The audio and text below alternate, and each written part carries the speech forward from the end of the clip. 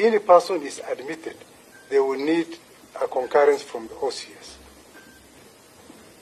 And there's no way a report office personnel would admit somebody in custody, somebody who is physically injured or appears to have been physically injured or has evidences of torture.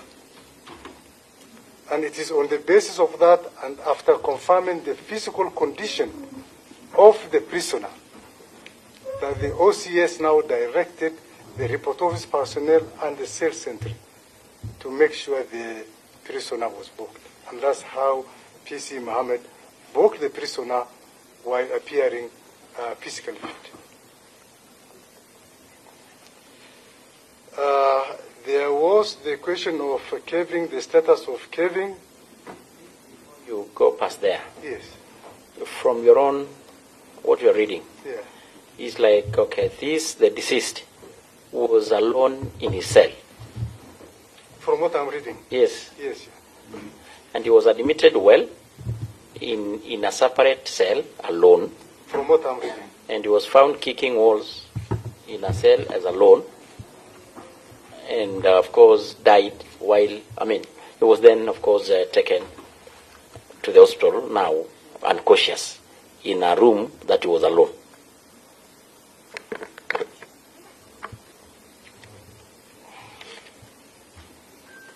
As regards Kevin, who was earlier on arrested, investigations were conducted, the Honorable Chair, and as I explained, the file was forwarded to the DPP, who were directed that we needed to cover some outstanding areas, which we are working on.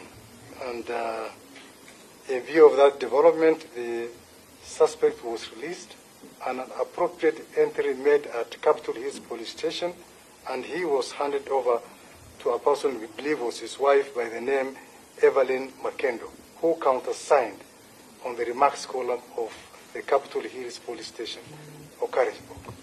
So that suspect has been procedurally released.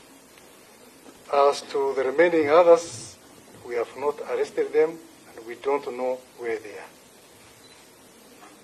Yes,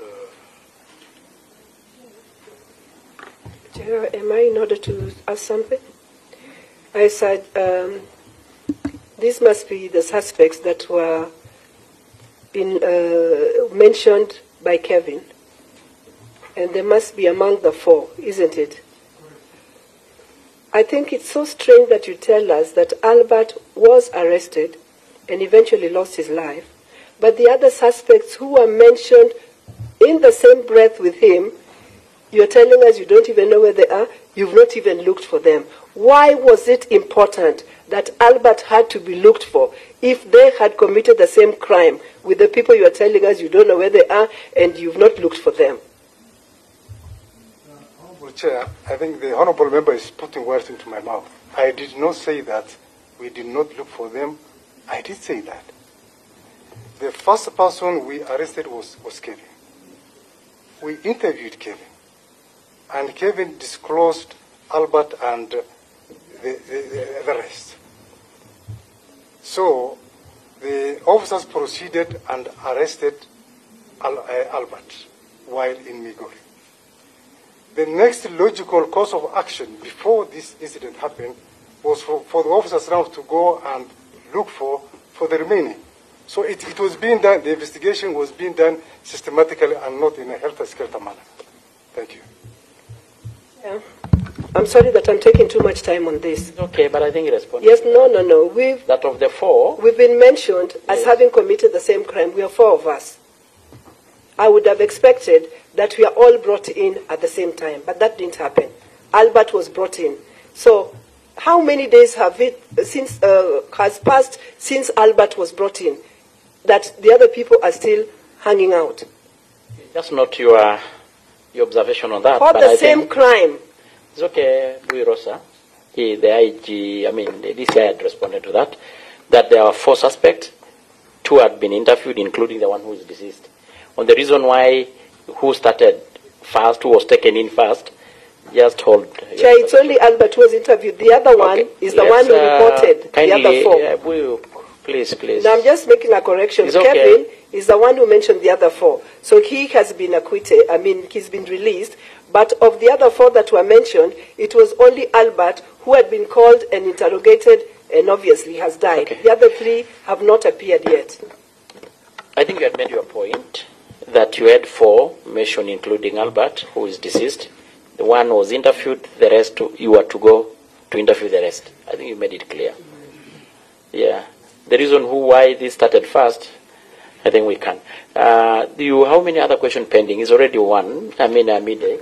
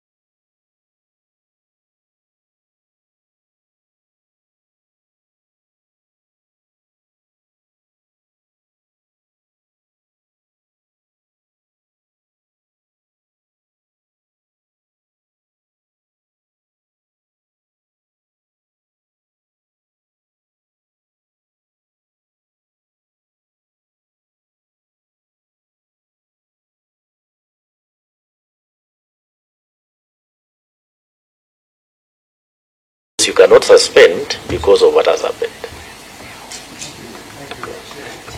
The OCS now directed the report office personnel and the sales center to make sure the prisoner was booked. And that's how PC Mohammed booked the prisoner while appearing physically fit. There was the question of Kevin, the status of Kevin. You go past there. Yes. From your own, what you're reading. Yeah. It's like, okay, the deceased was alone in his cell. From what I'm reading. Yes. Yes. And he was admitted well in a separate cell, alone. From what I'm reading. And he was found kicking walls in a cell as alone. And of course died while, he was then of course taken to the hospital, now unconscious, in a room that he was alone.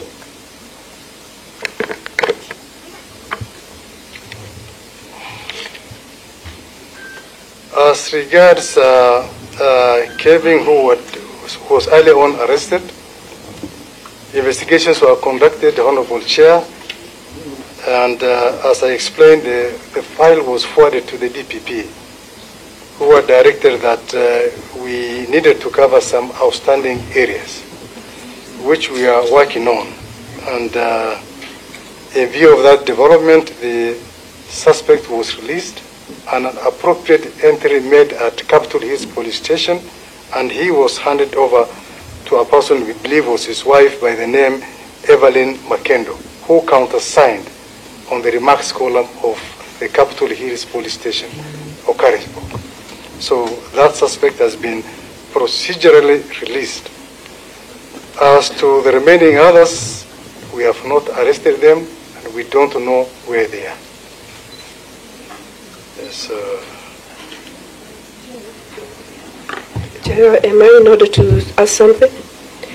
I said this must be the suspects that were mentioned by Kevin, and they must be among the 4, isn't it? I think it's so strange that you tell us that Albert was arrested and eventually lost his life, but the other suspects who were mentioned in the same breath with him, you're telling us you don't even know where they are, you've not even looked for them. Why was it important that Albert had to be looked for if they had committed the same crime with the people you're telling us you don't know where they are and you've not looked for them? Honorable Chair, I think the Honorable Member is putting words into my mouth. I did not say that we did not look for them. I did say that. The first person we arrested was Kevin. We interviewed Kevin, and Kevin disclosed Albert and the rest. So the officers proceeded and arrested Albert while in Migori. The next logical course of action before this incident happened was for the officers now to go and look for the remaining. So it was being done, the investigation was being done systematically and not in a helter-skelter manner. Thank you. Yeah. I'm sorry that I'm taking too much time on this. Okay, but I think you responded. Yes, no. That of the four, We've been mentioned as Yes. having committed the same crime. We are four of us. I would have expected that we are all brought in at the same time, but that didn't happen. Albert was brought in. So how many days has passed since Albert was brought in that the other people are still hanging out? just not your observation on that. For but the I same think crime. it's okay, Buirosa. The IG, I mean, the DCI had responded to that there are four suspects. Two had been interviewed, including the one who is deceased. On the reason why, who started first, who was taken in first, just hold. Chair, it's only Albert who was interviewed. The other one is the one who reported kindly, the other four. Please. Now I'm just making a correction. It's okay. Kevin is the one who mentioned the other four. So he has been acquitted. I mean, he's been released. But of the other four that were mentioned, it was only Albert who had been called and interrogated and obviously has died. Okay. The other three have not appeared yet. I think you had made your point that you had four mentioned, including Albert, who is deceased. The one was interviewed, the rest you were to go to interview the rest. I think you made it clear. Yeah. The reason why this started first, I think we can. How many other questions pending? Is already one. I mean, midday. The question from the rest of members, kindly, because we still have a power to come in. Respond to Sigei, Ngeleche. I'll give you. So let's exhaust the question that were earlier asked by members. And that's why I was like, I don't want them to lose the track of the questions. I think Ngeleche did ask a question. My questions were not answered, so I hope they'll be answered. Because I asked IG, why isn't it important that the DIG should step aside to allow for effective and meaningful investigations to go on? Well, it's okay. I'm sure they're noting. But now let's also understand that we need to give them time. Yeah. If we keep every other time, then we may lose track of the question. In fact, Chairman. And even the rest of members have not even asked questions. Yes, please, Buyu. So please, IG or DIG, you respond to the rest of members so that we take the last round, so that we get also a power in. I had mentioned earlier that we need to have a bit of a report to be submitted to Parliament in the noon before the budget is read.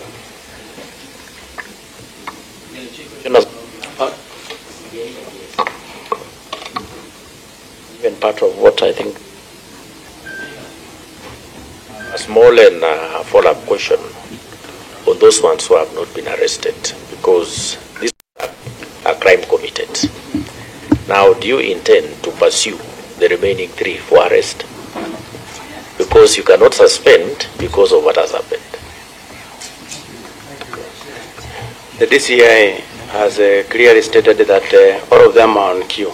So I believe that he is still going on and to get the rest. Then there was this question about the officers who are on duty at the Central Police Station then, and why they were interdicted. I did that to allow, and I did indicate from the word go that myself as the Inspector General and the leadership of the police, and even the entire National Police Service, we are very much interested to get to know who are these, or who is this who committed this heinous crime. For that reason, the officers who are on duty at that particular time, when the late Albert Ojwang was brought in, were interdicted to pave way for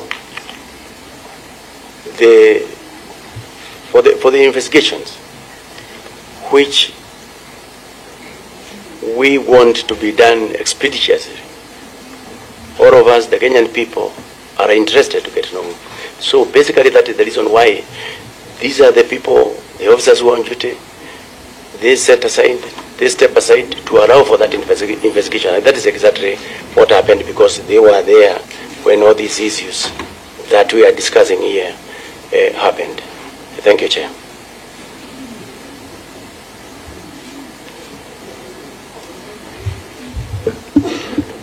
There was this question about the CCTV footage. Yes, at the Central Police Station, we have CCTV. Currently, as I did indicate, the investigations are ongoing, being carried out by the IPOA. While we were at Senate yesterday, it was mentioned that the power of one of the CCTVs had actually been plucked off. However, the experts are looking at the hard drive and to reconstruct everything. So I believe we are also going to get a lot of information. The investigators are going to get a lot of information from the CCTV. And number two, we are also going to get to know who is this that unplugged the power from the power source. So all that is subject to that investigation that is currently ongoing.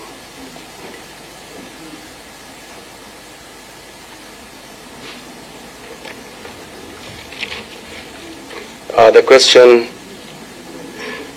by Honorable Losabuyu on do you think DIG KBS should step aside to allow for investigations?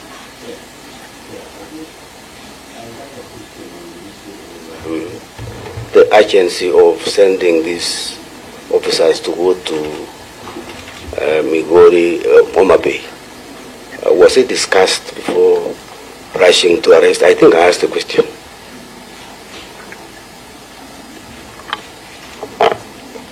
Yeah, Honorable Chair,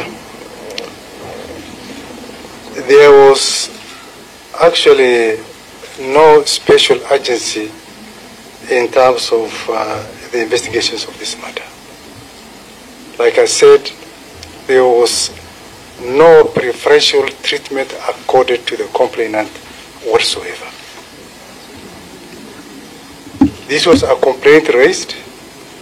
It was a complaint touching on the integrity of a person none other than the Deputy Inspector General, KPC, Kenya Police Service. So there was no special urgency where we feel that...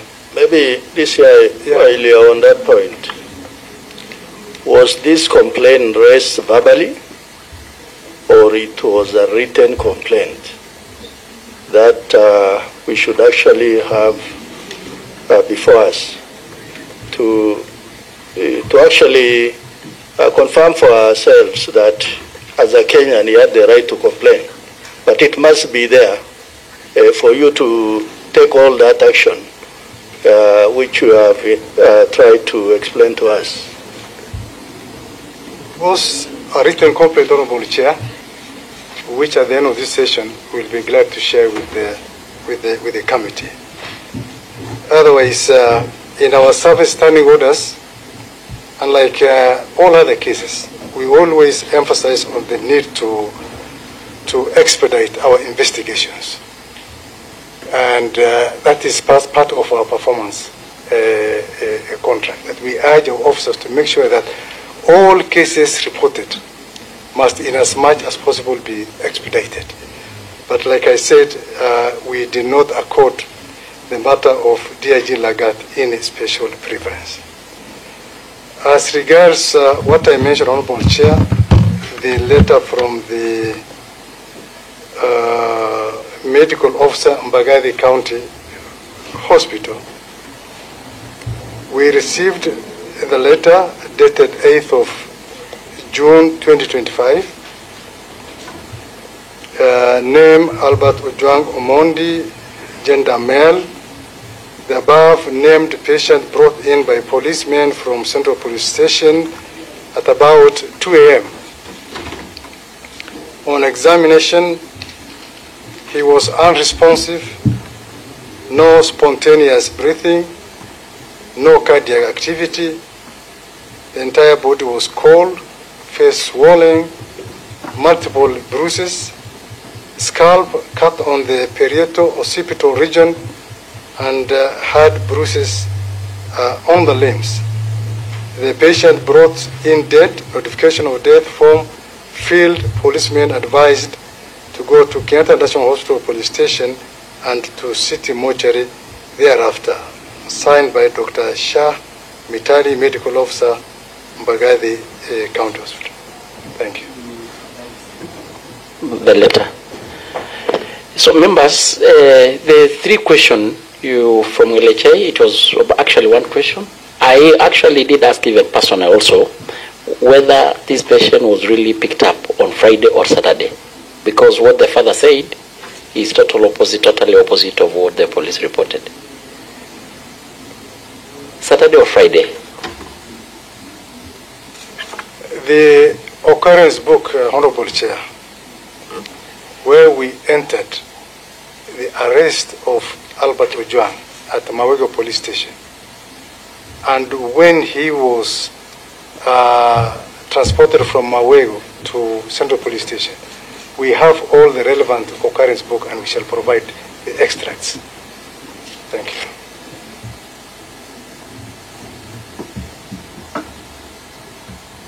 Chair, I think one of my questions has not been answered. I asked him if the officer manning the report office desk, the name of the officer who is said to have reported in the morning about Albert, if it was the same PC Mohammed Rashid Hilo or it was a different officer. And then another question, the reason as to why I was asking why the officers who have been suspended is because yesterday at the Senate, DCI Amin said that CI Talam was a suspect. So I wanted actually to know if indeed they are somewhere in the investigation and they are already having leads on who would be involved, or it was because they wanted non-interference from the officers of the station. Chair, also on the omission. Respond. Hold on, Masara. Straightforward, either Min or IG. Question? I can maybe attempt to why I said that the OCS is the principal suspect, Honorable Chair. The allegation of the deceased Albert banging his head on the wall came from Central Police Station, and he is the officer commanding Central Police Station. Why would an officer coin such a narrative? That's why I said, whatever utterances the OCS Talam is making, we should treat them with a pinch of salt. I've not said that he's an accused person, but we should treat him as a suspect, because why would somebody coin that allegation? Thank you. Chair. And of course, I think that is also in line with the act and the role and the powers of the OCS.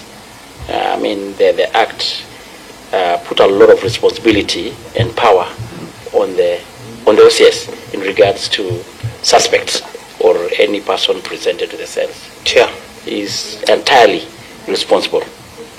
Chair. So we are going to take the other round. No, my question. The IG was just about to respond to my question about the order, DIG. A point of order, Chair.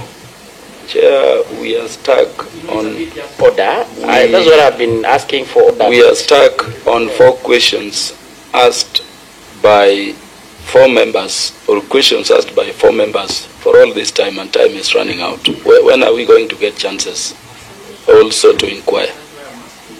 And then some of the questions are really opinion questions, which would rather be asked to the right people.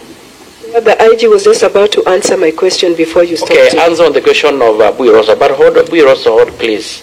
Yes, and then Kangara, then we take the last round, starting from our colleagues. As not, you talked about the fourth time. The fourth, at what time did the IG complain to DCI? At what time did they form the committee? At what time did they write to come and took a statement from DIG? And then at what time the report to CAK? So they have promised to supply us with a sequence recorded. I think that's what you said, if I got you right. Honorable Chair, in our investigations, in dates or gaps, it will be up to us now to make a ruling and observation on that one. So it's not a big deal. I think that's what you said. That's what I said, Honorable Chair. Thank you so much. You are going to have your moment, based on what is provided, to make observation and recommendation. Any gaps, then of course we'll also have opinion. You make an opinion on the same. So before we give you Kangara, then what about respond to what Buirosa is asking? There are two questions from Honorable Lusabuyu. Number one, the reason why the people of Kenya should believe that what we are telling this committee is believable. Let me start by saying that, as I did say yesterday, the primary information that we got that early morning of Sunday is that the late Ojwang had hit his head on the walls. And based on that, the first statement was issued based on that information. And it is for that reason the DCI have stated very clearly, why is it that this OCS prepares and dispatches such an information? What was his interests? So it is on that basis that the DCI has mentioned. And on my part, and on behalf of the National Police Service, and to the people of Kenya, yesterday I said, I'm very sorry for that initial information that was provided to the people of Kenya. I still remain sorry, and the National Police Service remains sorry for that. That is our position. Number two, this is about the DIG stepping aside to allow for investigations. Only this one. There is an ongoing investigation by IPOA. And in these investigations, every person whose name will be mentioned is to have played any role that led to the death of the late Albert Ojwang must record his statement, must show his side. And it is on that basis, I believe, if the DIG is going to be mentioned, then definitely he will write the statements, and I believe it's on that basis that now he can be able to step aside to allow for that completion of that investigation. My submission, Honorable Chair. Kangara's question? Did you ask a question? Okay, just before you do, I think kindly members, it's already a 1:15 midday, and we still have IPOA, and I'd mentioned that we need to at least have a bit of report ready to be tabled in the House. So let's have another round, starting from the Senior Counsel, Kaluma. We go to Kangara, and our brother, who I think, did you introduce yourself even? Okello. Honorable Chair, honorable members, my name is Jared Okello, yes. Member of Parliament for Nyando constituency. I am here as a friend of the committee who asked on behalf of the Kabondo Kasipul Member of Parliament the questions that have necessitated the presence of the officers here. I thank you. Liz Chelule. Yeah, thank you, Chair. And sorry for coming late. I am Liz Chelule, County MP, Nakuru, and committee Let's member. have a question from the 3 members. Kaluma, Kangara, Gerald, do you have a question? Of course. Then I think we'll be trying to, let's go to be a bit precise. Chair, the gravity of this matter cannot be overemphasized. It's a very serious thing and overwhelming. And my prayer would be that the National Police Service takes it as grave as we do and as Kenyans do. And therefore, Chair, I wanted to request that where you mentioned to us, police officers who could have handled this Kenyan in any way, let us get their service numbers. This is in respect of all arresting officers or any of these officers, even the OCS Talam. We don't have their service numbers, so provide that. Also, Chair, where we have any references to documents so that we are able to, reconcile times and who could have been involved, let us have those records. Whether it is OB, let us have those records remain here permanently so that we can seal any material coming forth during the process of these investigations from, any possible claims in future of interferences with the records. Honorable Chair, allow me therefore to ask the following now direct questions.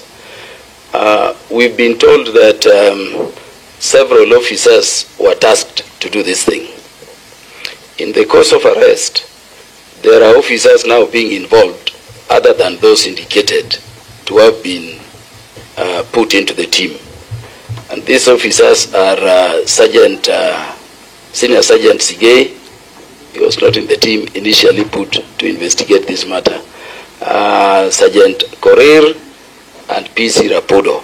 Maybe a clarification on at what stage they were involved and with what particular role to undertake in the process. Number 2, Chair, which officers among the arresting officers traveled with Citizen Albert Ojwang to Nairobi? Number 3, which officers handed him over to the police station for reporting, which you indicate was done by PC Mohammed Ilo Abdullahi? Which officers handed him over? It is important to us. Number 4, Chair, which officers took him to Mbagathi, complete with their PC numbers? And then, Chair, there is something that has been explained, but we need more information. IG, this gentleman dies, it is claimed he is found kicking, and it is attributed to self-inflicted injuries, of course now confirmed not. CCTV at Central Police Station, and there are very many of them, appear to be disabled. I'm happy investigations are going on to confirm what records could be available and who could have interfered. But what do you tell those people who say these were not mere coincidences, but clear attempts at cover-up? Lastly, Chair, who is in charge of murder investigations here? Because I see 2 aspects of investigations going on. One is investigations into the death of this gentleman, which will be a criminal case. And there is also investigations relating to police conduct, because it appears the gentleman died while in custody of the police, and so police could be involved. There are these 2 aspects. Are they both being conducted by IPOA, or there is an aspect IPOA is dealing with and an aspect the police is dealing with, and if so, to what extent? Chair, I thank you. Safe to say, Chair, that there are questions we would rather direct to entities other than these people.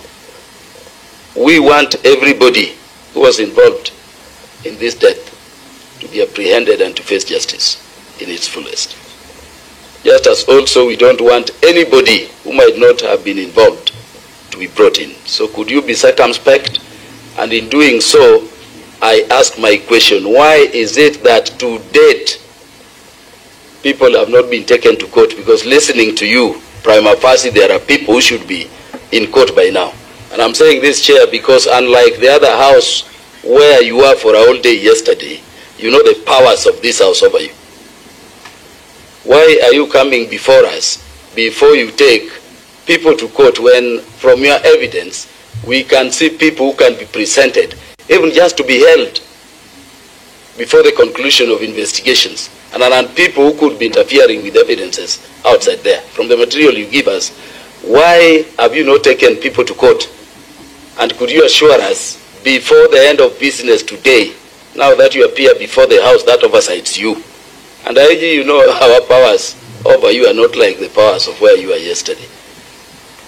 Can you assure this committee before you leave, that by the end of business today there will be action from which Kenyans can see that you are not treating the cases of some Kenyans in a different way from others? I thank you, Chair. So much. IG, I think what Kaluma has raised is very crucial. And just to put it very precisely, is that we have already a list of suspects. I think that's actually to the DCI. What holds you back from having them apprehended, presented to court, and make a plea to court to allow you more time to conclude the investigation, lest they keep interfering with the investigation? Because that is what has happened to the majority of Kenyans before. Maybe you cannot respond to that one. It's very key. You have already a list of suspects. Why haven't you apprehended them, present them to court, and ask the courts to allow you time to finish investigation? Yeah, they keep having them freely moving around. They may keep interfering with investigation and cover-ups. Let's say this, I respond to that one. It's a very straightforward. Thank you very much, Honorable Chair. Like you have said, this is a fairly straightforward matter. It's not rocket science. I have my homicide detectives. The main function is to investigate matters relating to homicide. In this particular matter at hand, Honorable Chair, the Office of the Director of Public Prosecutions issued a directive directing the IPOA to investigate the matter and forward the file to his office for his further police advice. Under the circumstances, Honorable Chair, we may not conduct parallel investigations because already IPOA is investigating this matter. And as you can recall, also there was a High Court ruling giving IPOA the exclusive mandate to investigate matters relating to complaints against police. So that's why even in some of the obvious questions, we were not comfortable answering them.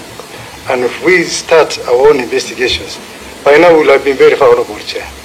But let's leave it for IPOA to will be coming immediately after you.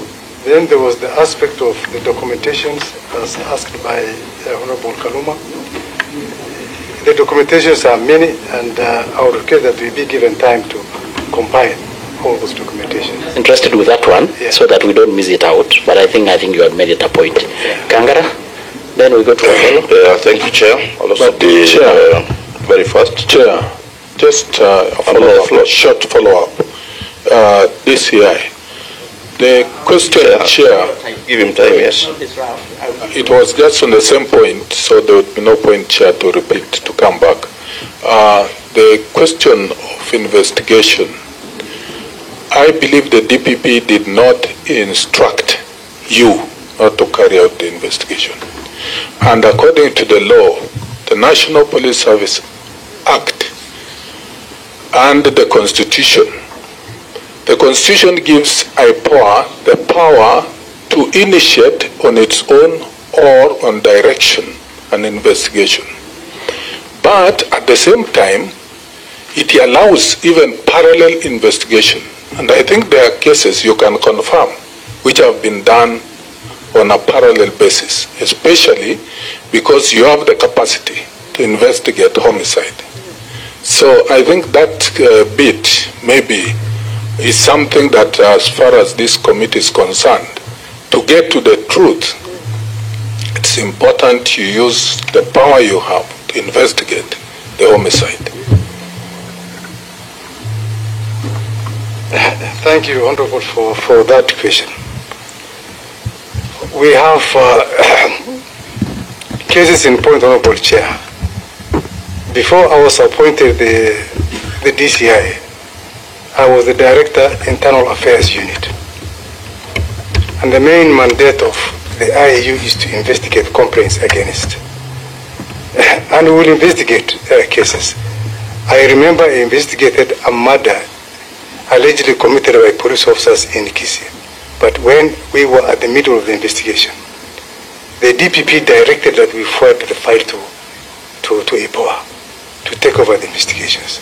So that is the kind of parallel investigations we are trying to avoid. And for this particular case, it was very clear, in as much as it is a mandate, the DPP directed EPOA to investigate the matter. Thank you.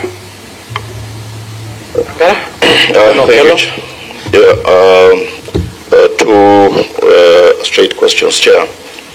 One is that when Eliud Langat reported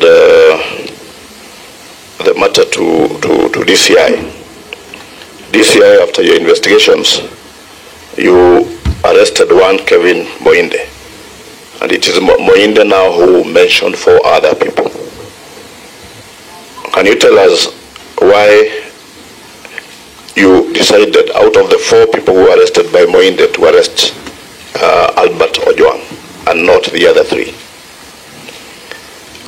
Can you also tell us at what stage Kevin Moinde was released from custody? The other one, I think probably Masara was talking about the same. This matter was reported on 4th. A team was formed on the same day. You went and got a statement from Eliud the same day. You wrote to CAK the same day.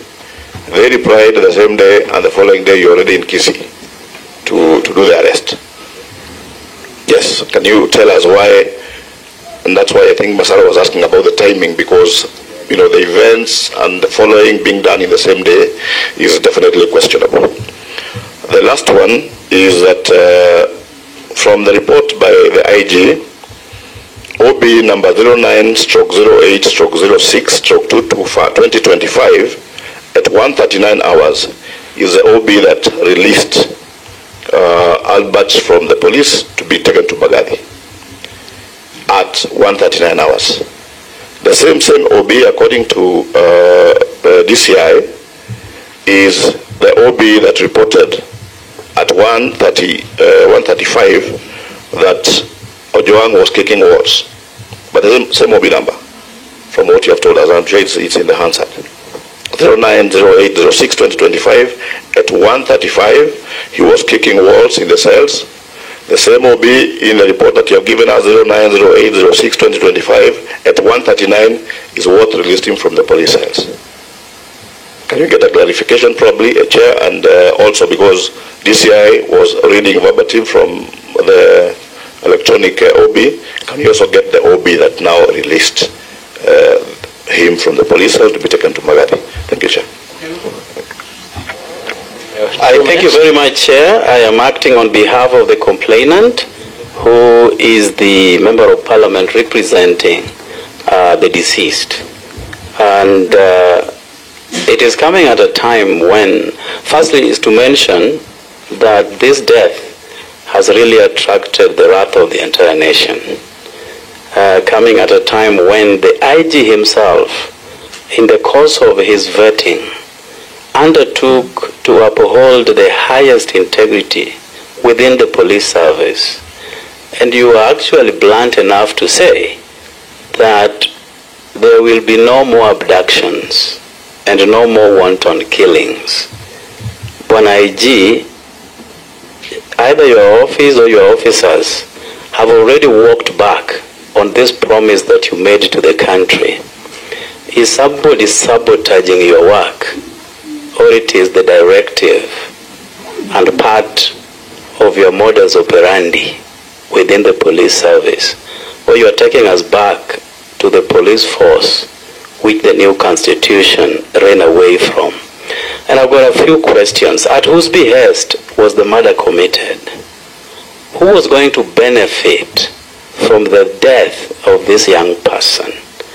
Because the evidence so far, indicated so far, is that it is the police that perhaps committed the murder, or it was done within the precincts of the police station.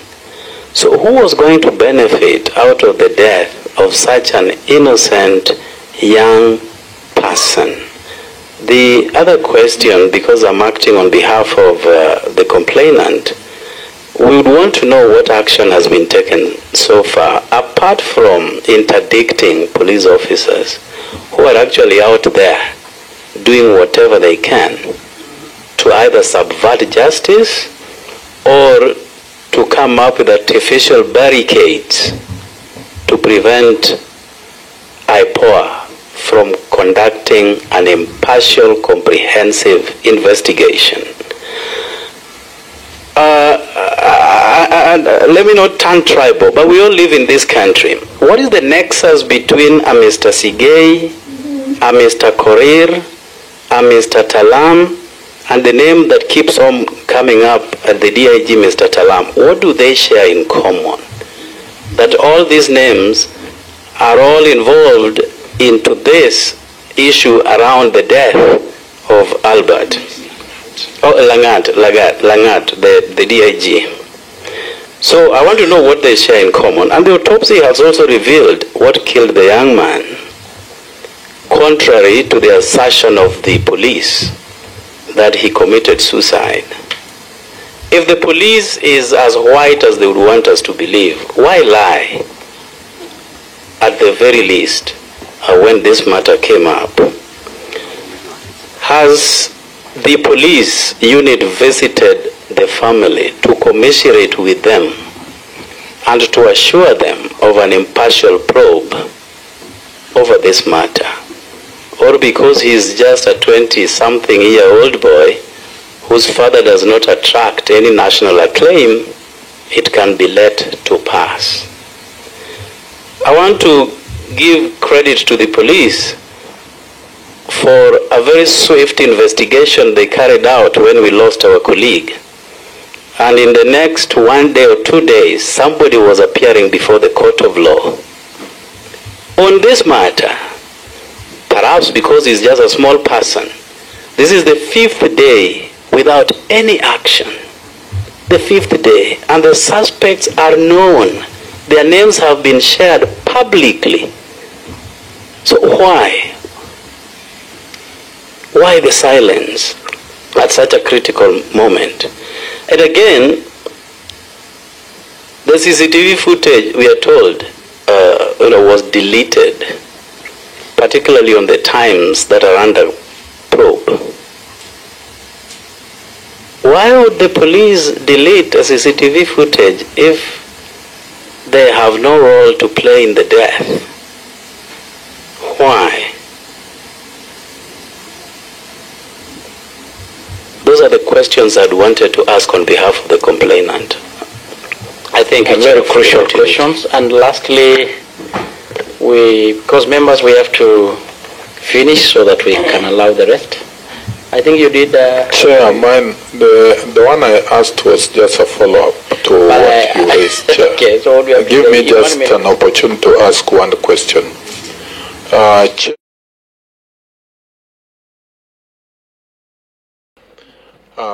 who authorized or gave orders for Ojwang, the late, to be moved from Homa Bay to Nairobi?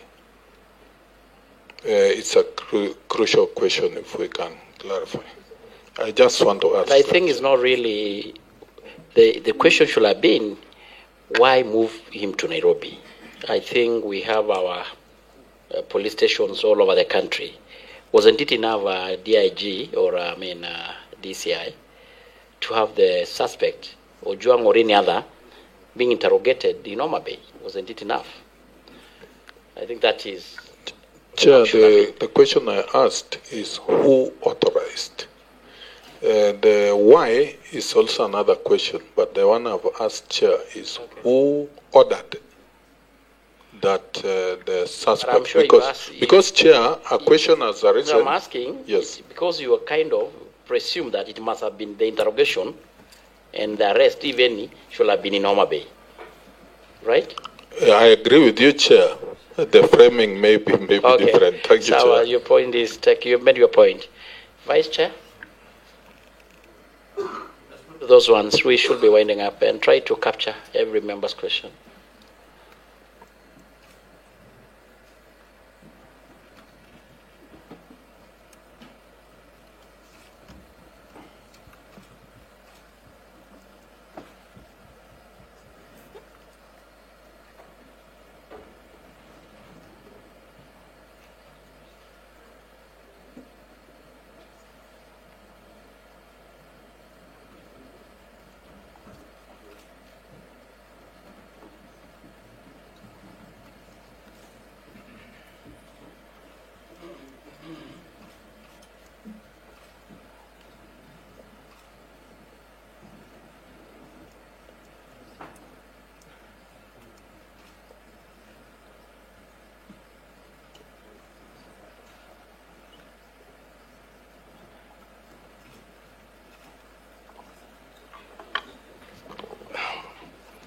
Thank you very much, Honorable Chair. The issue of who authorized the movement of the late Albert Ojwang from Homa Bay to Nairobi. That movement did not require any authority from anybody. It was just an operational, tactical decision that can be made by any investigating officer. If a person is assaulted for an offense of, or a person is arrested for an offense of assault in Garissa, and that person is supposed to be moved to Nairobi, the IO will not require any authority from anybody. Our standing orders are very, very clear. Our guides to investigations are very, very clear. So, Honorable Chair, these are just tactical issues that does not require any specific instructions. We were treating the issue of the late Albert Ojwang just like any other. Actually, it was just, I even learned of his arrest the following day when I heard this fellow was dead. To add on that one, didn't you have facilities in Homa Bay to have him recorded, interrogated there? Correct. Yeah, but it was not all about interrogation. It was all about arresting and processing him before court. And Honorable Chair, the complaint was made here in Nairobi. Yeah, so that is why. In terms of the efficiency and the speed at which we handle this matter, I really liked the observation by the Honorable member there that it took us almost 3 days to investigate the murder of Honorable Charles Were. And we're very efficient. And we were able to apprehend all the suspects. And we used the same speed, the same zeal, and the same efficiency to make sure that these other culprits are also arrested. So, yeah, so I think that somehow answers your question. So. Madam Chair, is he confirming that the suspects have been arrested? Are you saying that the suspects over Ojwang's murder have been arrested, or you are talking about Ongondo Were's? No, the question was about what was the agency about expediting the DIG Langar's case. And what I'm saying is, and like I said, there wasn't any preferential treatment. the same energy, the same efficiency that we used to investigate the late Honorable Ware's murder case is the same speed that we have used to investigate the complaint of cyber made to us by the DIG KPS.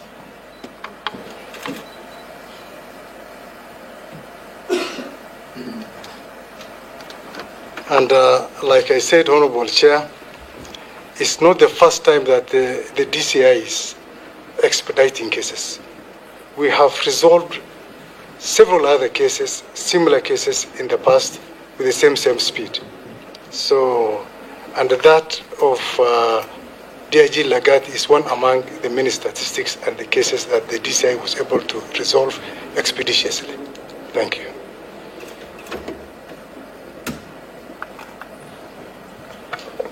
When the other three are still... The other three Go on. Go on. Okello's question, try to do it under 2 minutes, then Kangara. I think Kangara was it was the issue of time, again. There will be. And I think members, I did ruled that on the issue of OB and the entire sequence, we are going to be provided. It's okay, we'll extract it from the record. They're going to provide the entire record from OB, from the sequence. It will form part of our findings and observation in our report writings. So go on, please. We must be finishing this in 10 minutes. Thank you very much, Honorable Chair and Honorable members. The questions from Honorable Okello. Why are we still having abductions? So when I was here before this committee, when I was being vetted, I was very, very clear in my mind that I will operate within the frameworks of the law. And let me also state this. I feel a lot of pain for losing that young man. I feel the pain because I'm also a parent. And for that reason, we want those investigations done quickly, and those who have committed the offense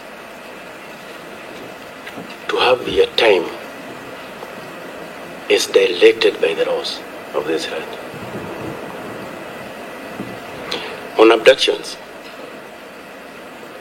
every case reported to us, to the National Police Service, on missing persons,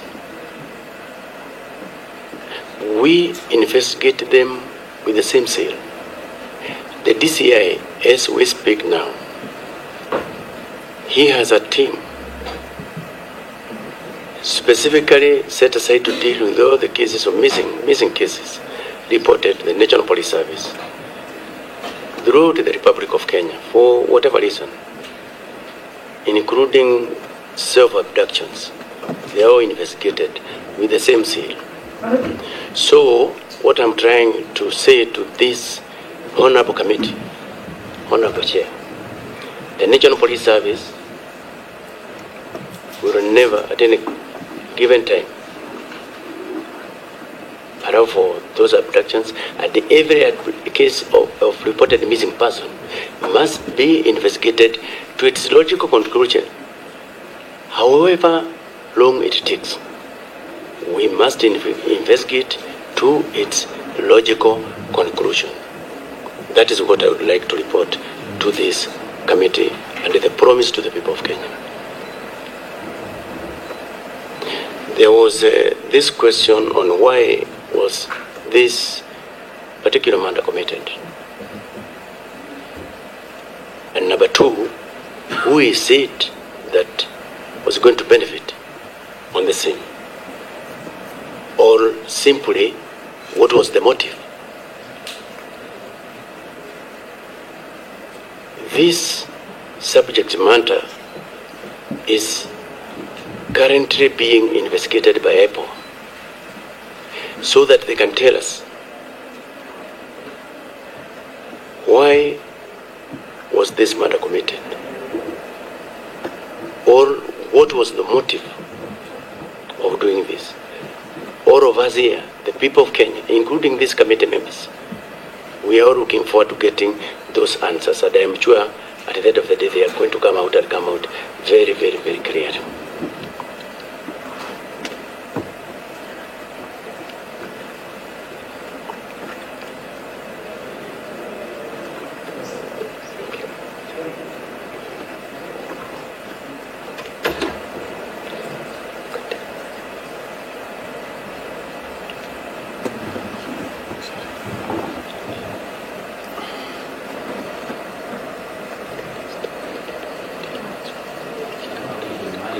I asked about visiting the family to commiserate with them. Thank you very much, Honorable Chair and Honorable Members. That is something that we had already planned to do this afternoon. And if we could have been through this, I had my team. We have already, sent our message of condolences to the family. And I have said, all of us here, we are parents, and we feel the pains. We feel that pain that the parent is feeling. For that reason, we'll also be together with them and condole with the family, because we are part of this society, and we feel the loss.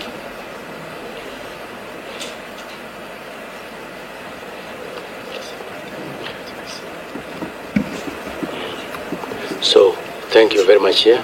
That is what we would like to submit. Thank you very much, Chairman. IG, I believe you are before this committee because we oversight you, both to look after the police and also to make Kenya a safe place. And in this particular case, the issue of Albert Ojwang is a person who died when he was the guest of the state, which should never have happened. And what we must discourage all of those who are under you is this thing of blue code of silence. When a crime is committed, it is a crime. We cannot look the other way. Imagine Albert could have been my son or your son, or any of you uniformed officers' sons, and we would have felt the same pain, or even more. So, I have just about 3 questions. The first one is, what was the instruction to the arresting officers who were sent to Homa Bay? And was there a warrant of arrest? The second question is the idea of Mr. Talam accepting over the phone for a suspect to be incarcerated in his cells. Is it normal? Or it should be in a way that if it's that particular suspect is both physically and mentally stable to allow him in his cells? My third question is, after the autopsy, we now know that this young man met his death through a head injury, neck pressure, strangulation, multiple superficial injuries. This committee gives money to DCI for homicide investigation, so that those who are culpable are brought before the court of law. And if you tell us we have given it to IPOA, are you not telling us that we should actually give that money to IPOA, not yourselves? My final question is on this issue of Central Police. Central Police is at the heart of the city of Nairobi, with a population going to 5-6 million. And it is the most important station in Kenya. Why do we have a chief inspector who runs the Central Police? Yet all other officers in Nairobi, you'll find the IG, the DIG, all the senior officers are in Nairobi.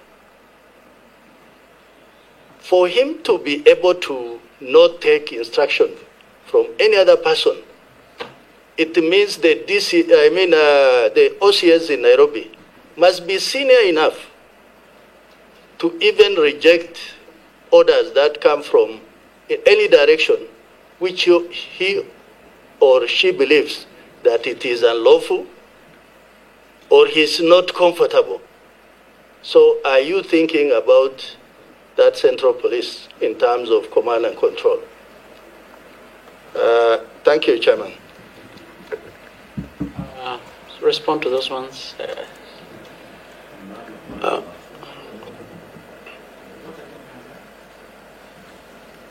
Angara, I think I did make a ruling on the issue of the missing gaps, or the gray area on the OB and the sequence. About OB, I asked 4 questions, and none of them was answered. They should have the questions. Which ones? Sorry? Which ones? I asked even when Kevin was released from prison, the Moinde person, did they not get that kind of an answer? Huh? Right? Yes, I talked about the OB. But I don't know. I think I said on the issue of the sequence, they will provide what they have. On what is missing, it's Kenyans are watching, Chair. They should just be able to answer these questions. Yes. Let me put just this a straightforward. This is a straightforward question, Honorable Chair. Like I said, we'll be able to share with the committee all the documentations relating to the complaint filed by the DIG KPS, the OB entry relating to the arrest of Muinde and the release of Muinde, that's escaping, the OB entry relating to the arrest of the late Albert Ojwang, all the way from Homa Bay, and the entry here, and all the other relevant documentations we are going to avail. To the last questions? While there,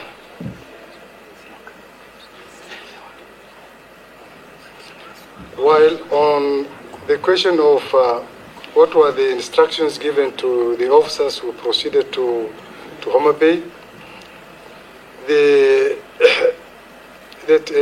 TOR was very clear that the complaint has been filed by a complainant, and their mandate is to investigate the complaint and take appropriate action. Those are basically the instructions given to the officers. As to whether there was a warrant of arrest, the typology of the offense that we are dealing with does not fall under that category, Honorable Chair. It is a cognizable offense. Cognizable offenses are offenses where a police officer can arrest a person without a warrant, and the police are also empowered to investigate. So it was a cognizable offense. As regards the homicide, yes, we have a very, very vibrant, robust, and efficient Directorate of Homicide within the National Police Service. And the public can attest to it for the cases that they investigated. They were able to investigate those cases very, very professionally and apprehended the killers. They were involved in the investigation of the late Honorable Were's matter and several other high-profile cases.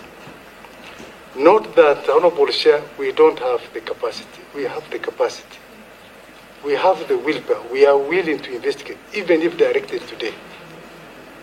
But somehow, when it comes to deaths of prisoners in police custody, and in order to avoid conflict of interest, the ODPP had in its own wisdom directed that this particular case relating to Albert Ojwang be investigated by the Independent Police Oversight Authority. And Honorable Chair, I've also cited the ruling, High Court ruling recently, stating very clearly that all cases involving complaints against police officers, even the Internal Affairs Unit, cannot investigate. And these were issues we have been discussing very, very seriously. That particular ruling, how does it place even the DCI and even the functions of the National Police Service? An order barring us from investigating complaints against police. If a police officer today commits an act of forgery, does it mean the DCI cannot investigate that case? So these are small issues that I'm sure we'll be able to surmount. But like I said, we have the capacity and the capability to investigate this particular case with a lot of efficiency. But due to the reasons cited on board Chair, we will rather allow the EPOA to continue with that investigation. But we shall support them where they feel that they want any support from the Homicide Department or the DCI. We are ready and willing to support them anytime. Thank you. Now that brings me to the very first question about the role and of the Internal Affairs Units, and I've seen them in. Maybe they can just add a voice. Have you done anything so far to this end in regards to what is under investigation? Thank you, Honorable Chair, Honorable Members. Just like the DCI has said, we wish to comply with first the High Court ruling and the directive by the DPP to have EPOA investigate this matter. However, on the evolution of the unit can come in and investigate. The findings and recommendations are usually forwarded to the Office of the Inspector General, and the recommendations may touch on the crime committed. And now the court order. Does that mean now the Internal Affairs Unit should be disbanded because they can't do anything? Please, members, your last response and remarks, so that I guide on what we are going to do. Thank you very much, Honorable Chair, Honorable Members. As the DCI has said, we have got the willpower, the capacity, and what it takes to investigate all criminal cases. However, on this one, there is that direction because highly suspected that police might have committed that offense. Then the IPOA to investigate the suspects and the victims. Yes. Then on the Central Police Station issue, why is it that Central Police Station is in terms of command and control is the Chief Inspector? Now, Honorable Chair, in our stations, if you look at the command and control hierarchy, police stations are managed by chief inspectors. But on top of them, we have got the supervisors who are the sub-county police commanders, the OCPD. And in the case of Central Police Station, the OCPD and the OCS, that is the station and the divisional commander's office, they are housed in the same unit. Then on top of that, we have the county commander, county police commander within a county. However, in Nairobi, we do have a regional commander taking care of the entire Nairobi because of its peculiarities. But all of them are within hard reach. So meaning, the OCS must do what belongs to the OCS because it is in black and white and it is well guided. If he has any problem, he will consult his superior, who is in this case the division commander, and so forth and so forth. If there are major issues, the regional police commander is also there to be consulted. And if the regional police commander has issues, he can now consult the entire hierarchy. So that is how it is, and the OCS has actually been doing his work as required. Yes. Wind up. Honorable Chair, the question raised as to the processing of the scene, the power regulations allow the officer commanding police station to secure the scene before they come and take over. As regards the instructions, I want to make this very clear, Honorable Chair, that the officer commanding police station, the central police station, was not given any instructions from any quarters. He was only notified as a matter of procedure, but not given any instructions to accept a prisoner. Thank you.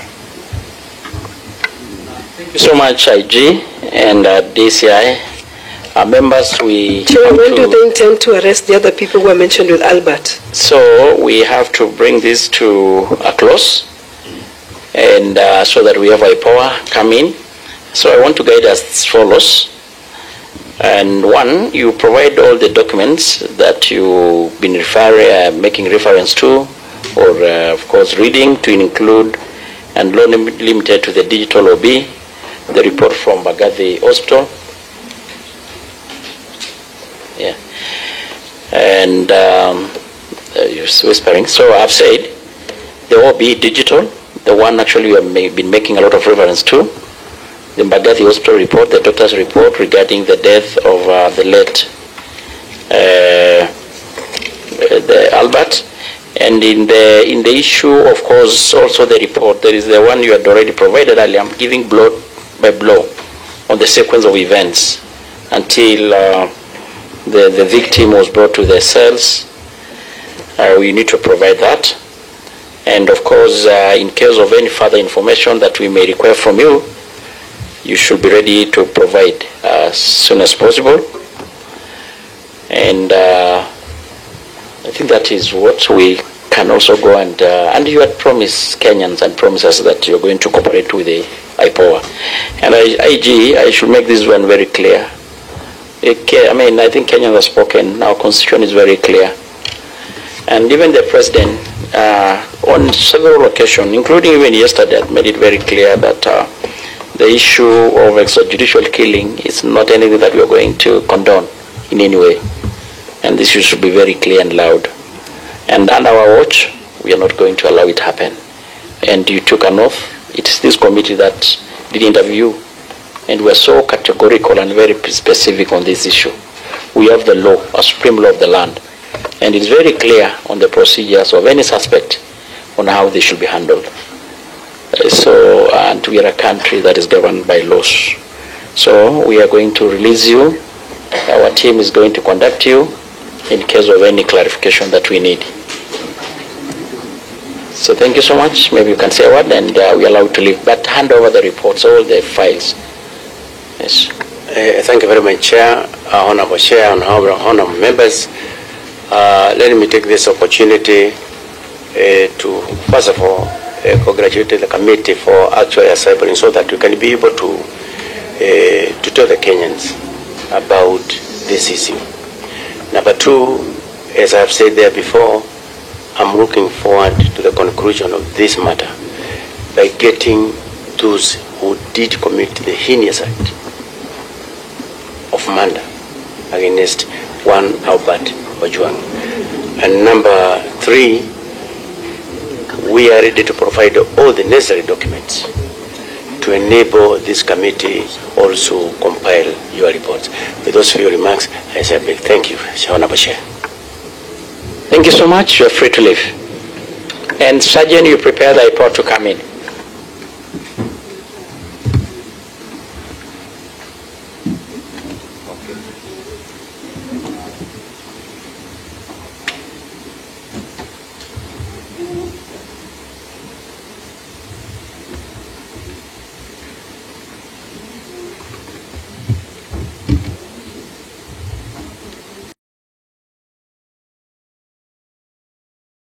Hello and welcome.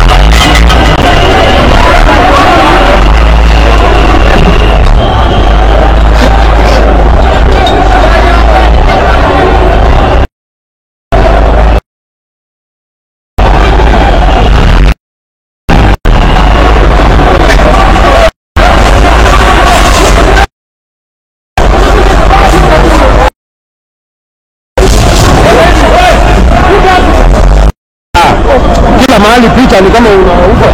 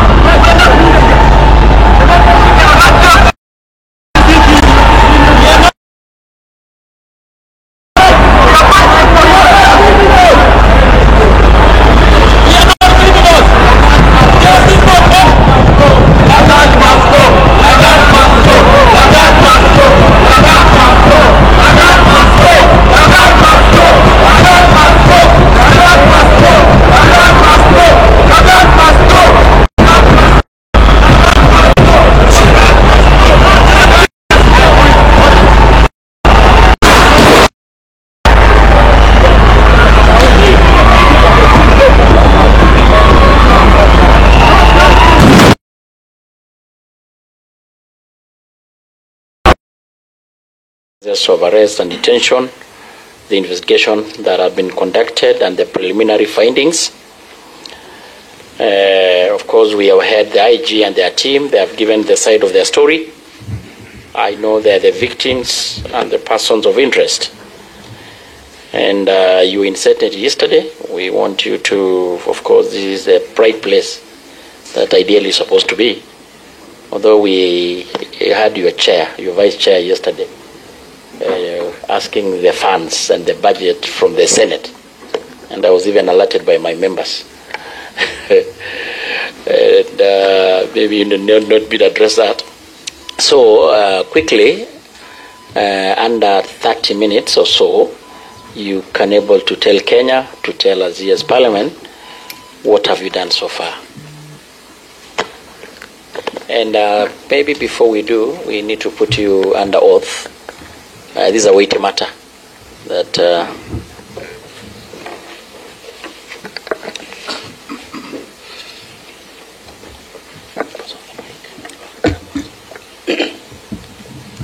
Bismillah. I, Ahmed Isaac Hassan, do swear that the information I shall give before this committee on the matter under its consideration shall be the truth, the whole truth, and nothing but the truth. So help me God.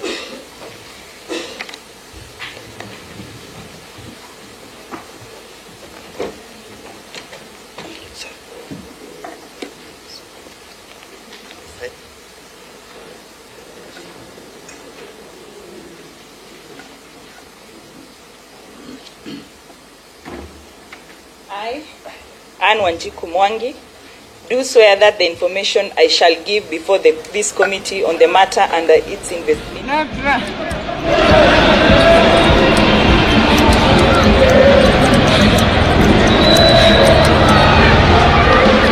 Anataka kwenda huko. Oh, Ankule, acha Ankule akae sawa. Hii ni what kwa kamera? Live? Canon ndio niko. So hiyo yenye uko nayo stable ni ya Fraji. Nyingine ni ya Ankule. Mimi nilikuwa live security. Acha tuone hiyo yenye imeangalia chini. Unaniona? Hiyo ni Ankule. Hiyo ni Ankule. Haya, acha tu stabilize. Unaweza chukua sauti yangu. Unaweza chukua sauti yangu alafu pia niko na set, niko na Fraji. Haya. Unataka picha tu.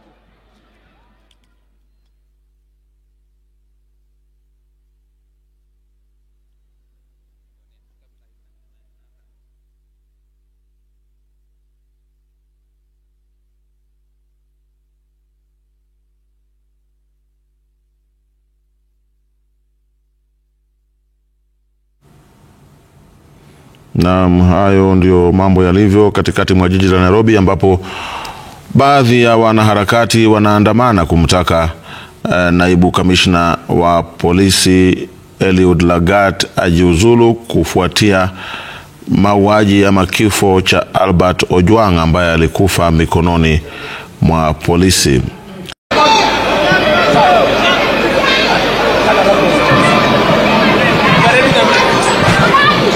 Hello?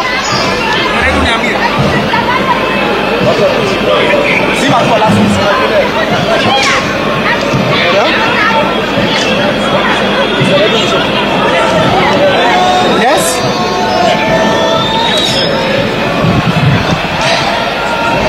Testing mic check 1 2.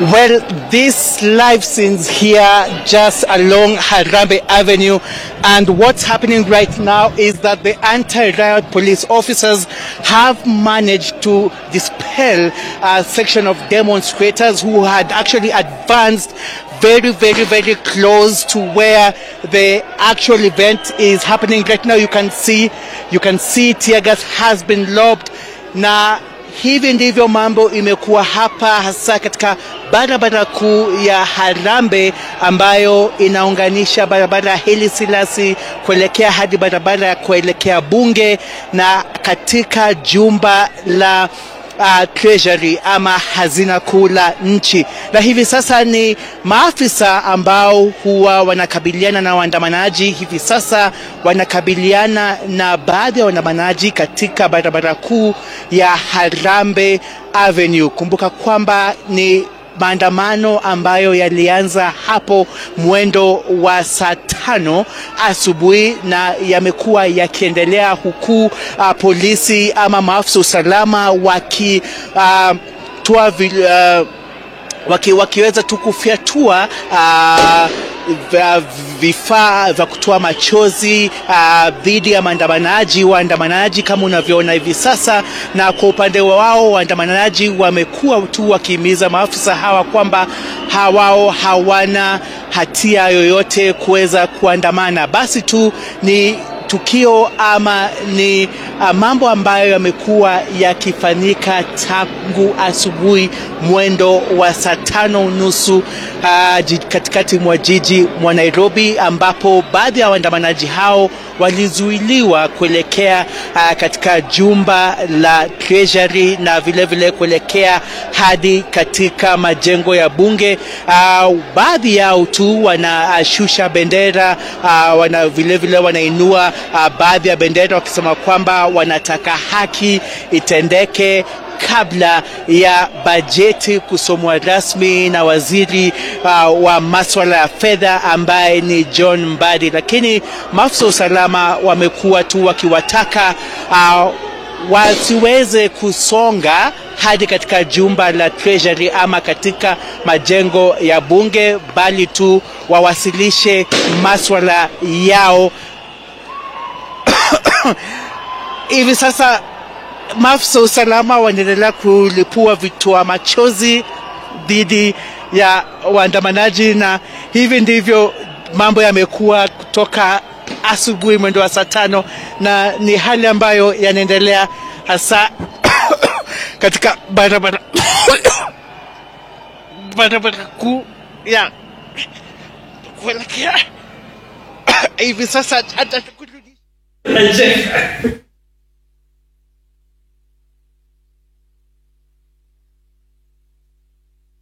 Olale ambaye hangeweza kuendelea na kutupatia taarifa kutoka eneo la katikati mwa jiji kutokana na vitoa machozi ama moshi wa vitoa machozi ambao umeweza kumkaba koo, na hivyo hangeweza kutuendelea na kutupa taarifa hiyo.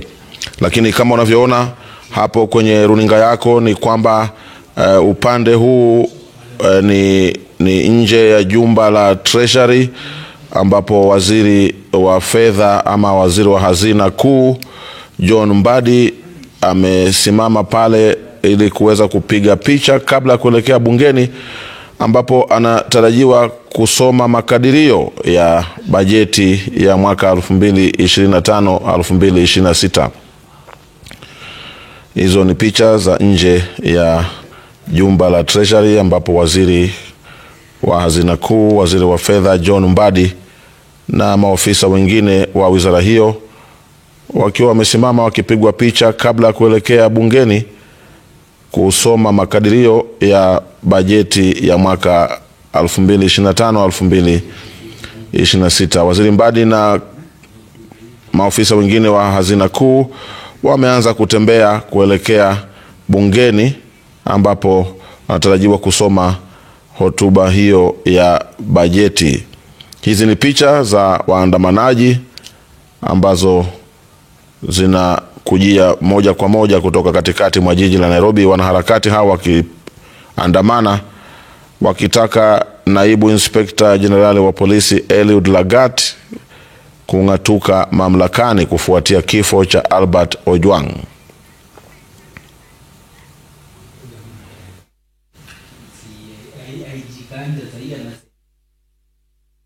Investigating.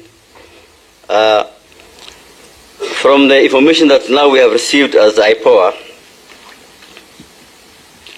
the DCI had received a complaint from the Deputy Inspector General of Police, Mr. Eliud Lagat, where he alleged that he suffered false and malicious publication on an X account with the username Pixel Pioneer.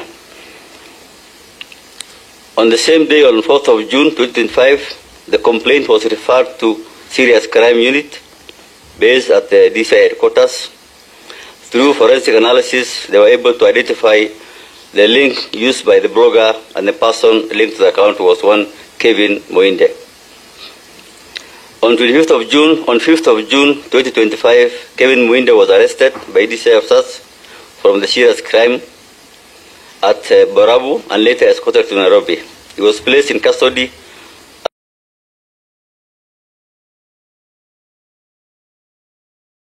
at Kamukunji police station. On interrogating the suspect, officers established that one Albert Omondi Ojwang, a resident of Leader Center within Homa Bay, was a person of interest and therefore planned to arrest him. We have also now confirmed, Mr. Chairman, that this Kevin Moinde was actually taken to court, but the charges were dismissed. The DPP himself said there was not enough evidence to sustain a charge, and so he was let go. On 7th of June 2025, at around 8 a.m., a team comprising of Senior Sergeant Sigei, Sergeant Wesley Kipkorir Kirui, PC Dennis Kenyoni, PC Milton Mwanze, and PC Boniface Rebudo went to Leader Center in Homa Bay and arrested the deceased at around 2:30 p.m. They took him to Mawego police station and placed him in custody. From there, he was escorted to Nairobi, where he was booked at Central Police Station at 9:31 p.m. On 8th of June 2025, according to police signal, which I have said was received by myself from the IG on WhatsApp, the deceased was rushed to Magadi Hospital by police officers from Central Police Station, where he was declared dead and later taken to Central Funeral Home, the city funeral home. The authority learned of the death of Albert Ojwang in police custody on 8th of June 2025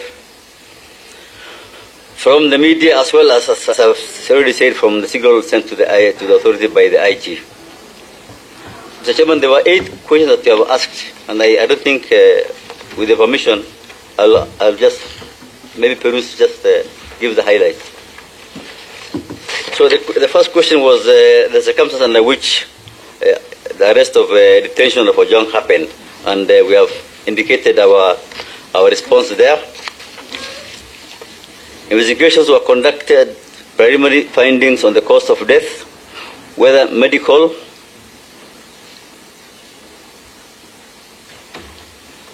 was provided, and what injuries or illness were documented prior to his passing. IPOA embarked on the investigation into the matter and has so far achieved the following. As I said, we have visited the scene of crime and documented the scene.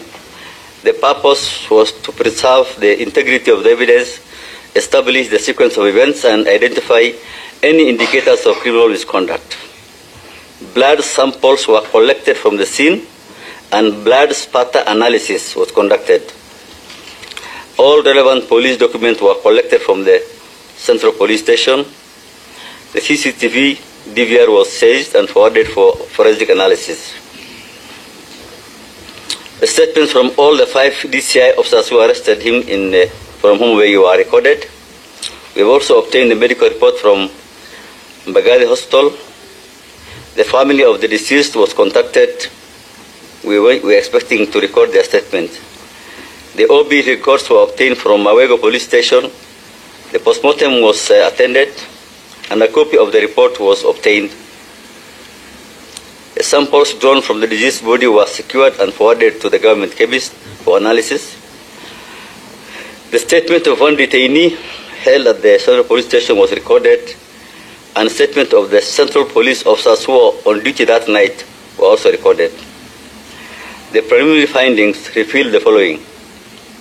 The deceased died while in custody at Central Police Station cells. The CCTV system located at the OCS office had been interfered with. The power cables were disconnected. The DVR logs indicated that the operating disks had been changed and formatted on 8th of June at 07:28:43 hours and 07:32:29 hours. That the post-mortem conducted on 10th of June revealed the cause of death as head injury due to blunt force trauma, neck compression, and multiple subcutaneous bruises all over the body. Of course, this disapproves the theory that he committed suicide by hitting his head against the wall. The post-mortem report showed that there was torture and the killing of this man. Mr. Chairman, on the issue of whether there are disciplinary or criminal proceedings against officers involved, we are still conducting the investigations. We have not yet completed, but we are very close to. And I want to assure the committee, and through the committee to the public, that IPOA is not going to be used as a fire extinguisher to extinguish all fires which are generating from police misconduct. We are not going to be used as a cover-up. We are going to talk to everyone who was involved with this matter, get all the evidence, and recommend prosecution of anyone who is involved in this death, no matter their station. And I want to assure those who were in the police station as officers who are doing their work, they need to cooperate with IPOA and give us the full information. Otherwise, everyone, from the one who arrested him from Homa Bay up to the person who took him to the mortuary, are all going to be suspects of murder. The procedure and principles guiding arrests based on social media remarks and measures to protect police brutality. Mr. Chairman, in Kenya, arrests based on social media activity are guided by the Constitution and the law.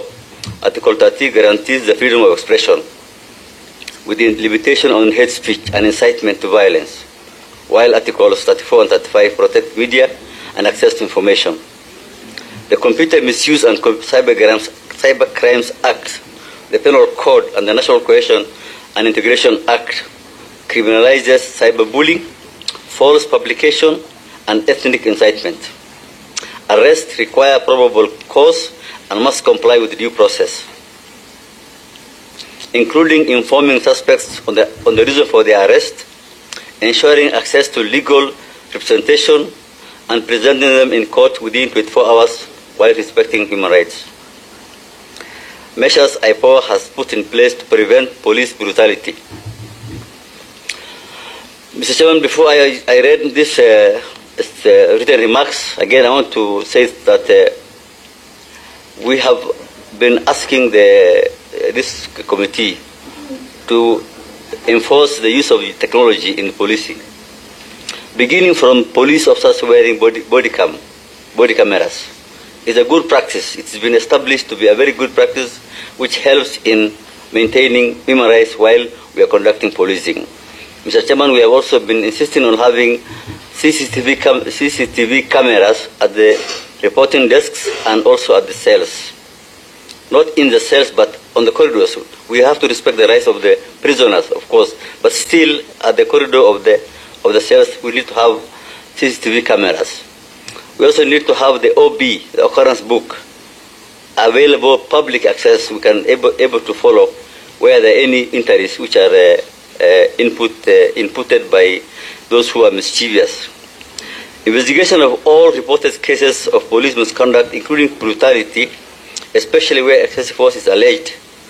Proactive monitoring of police operations, such as public order management, security operations, and making of recommendations to inform policy changes where necessary. Recommendations for adoption of technology in policing, I think I've said that in terms of the OB, the body cameras, and the detention facilities. Recommendation for amendment of the police training curriculum in Kiganjo, to review the standing orders, and development of a training module to reinforce use of force guidelines and accountability standards. Provision of secure channels for the public and police to report police brutality to the authority, including a 24-hour call center, online platforms, and legal aid clinics. Conducting civic education and holding of dialogue sessions with the police to promote awareness and human rights in policing. And this includes, Mr. Chairman, we need to activate the county policing committees. It's dead in some of the counties.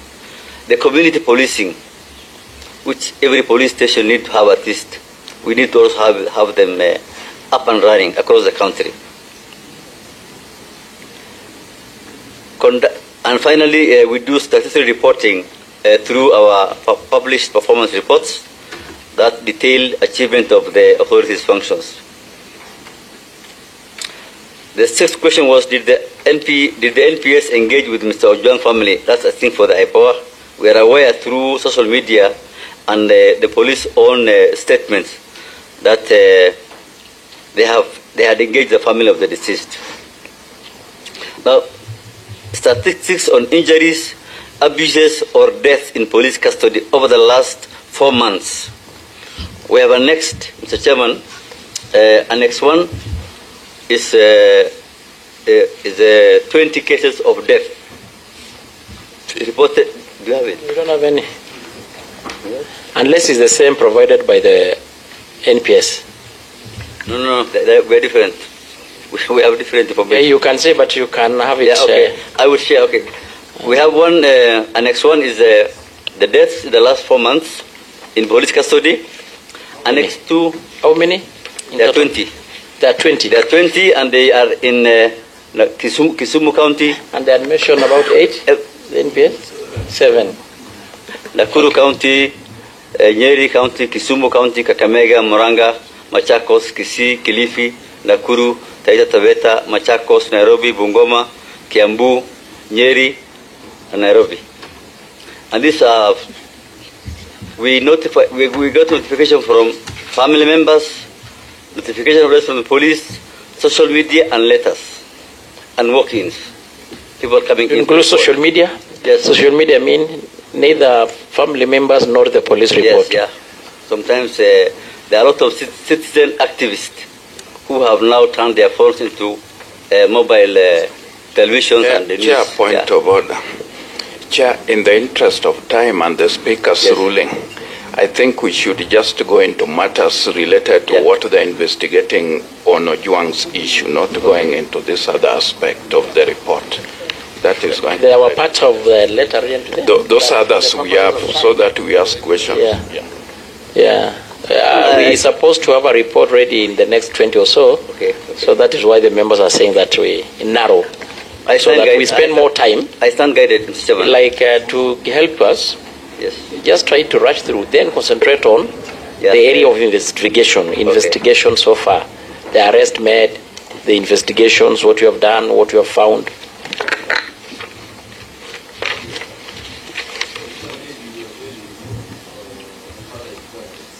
Yes, okay. Okay, I think we will table this report with the death and the injuries across the counties. So just to move on then quickly to the remaining questions. Mr. Chairman, there are some information that we cannot share it openly now in this kind of forum because we are conducting investigations and we are very close to... It's no problem. Our standing orders will allow us to excuse to have the media excuse if you feel they are so much supposed to be in confidence, in private. I think so. Yeah. So do the rest. Okay. Then that bit, we'll evoke our standing order and ask for the state to allow us. Okay. Yes. The issue of how many officers have you already recommended, probably how many are you investigating, you can say before the media. Yeah. Mr. Chairman, we have taken statements from all the police officers who had gone to arrest the the late Ojwang from Homo Bay, all of them. There were 5. We have also taken statement from the officers who were in the Central Police Station, from the OCS, the Deputy OCS, the Sentry officer, the cell Sentry officer. They have different roles and names. There were 17 in total, of course, for the whole day and night, including the shift that came and then took over from the other shift. So there are 17 in total. We have also interviewed some witnesses. Some of them were in custody at the night of the death of the late. Again, they have been also, and there are some other civilians of interest. Many witnesses have you interviewed or interrogated? 23 civilians, in total, yeah, okay. In total, we have interviewed 23 people.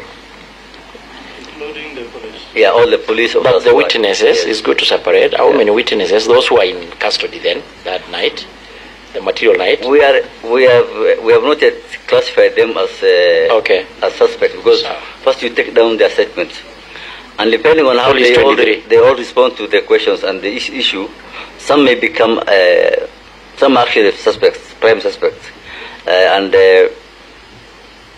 I don't. While we are on investigations, have they seen it fit or appropriate to also get a statement from the complainant of this whole case, the DIG?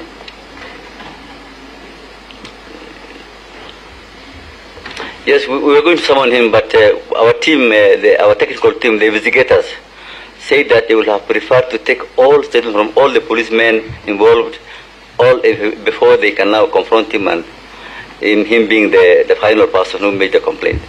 And I think it is probably much better that way. So there are also 2 civilians who are involved in a different way that we need to also investigate.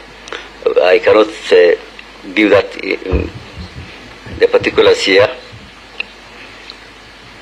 But we also have now made an application, urgent one, which is going to lead to some action in the course of today. Thank you.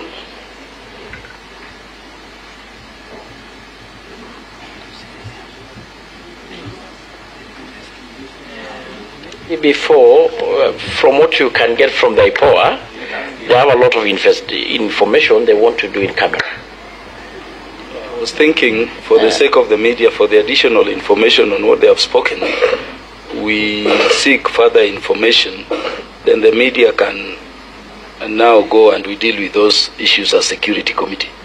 Of course, this is not the Senate, this is the committee, and I will charge you for. Yeah. Maybe before we release the media, Chairman, I just want 2 clarifications.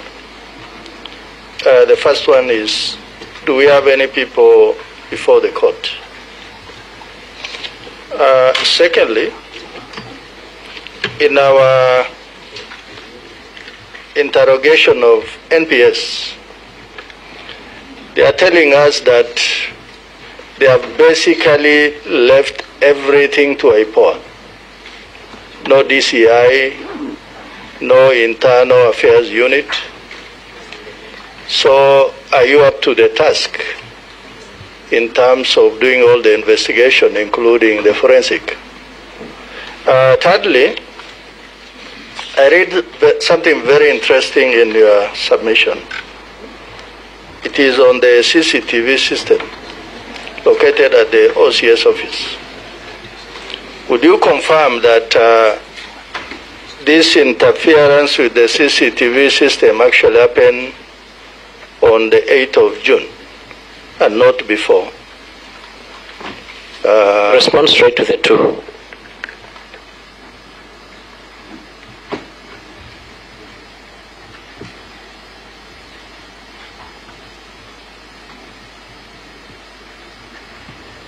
Just to answer them one by one, or we take... No, respond just to the 2, because we are going to ask the media to allow us, evoking our standing order. Yes.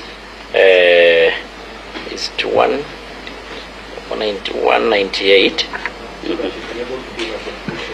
Yes.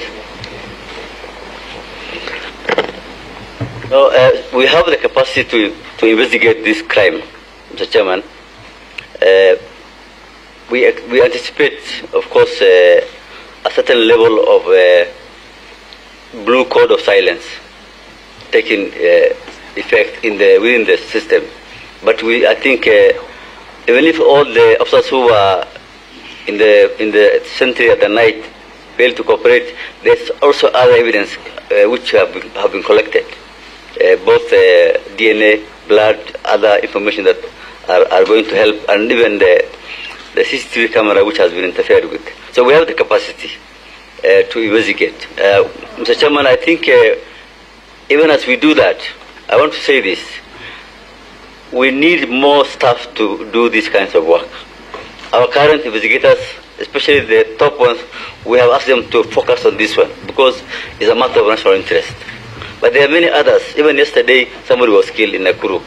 Every other day, there are deaths occurring because of police action, because of public order management. So we need more investigators.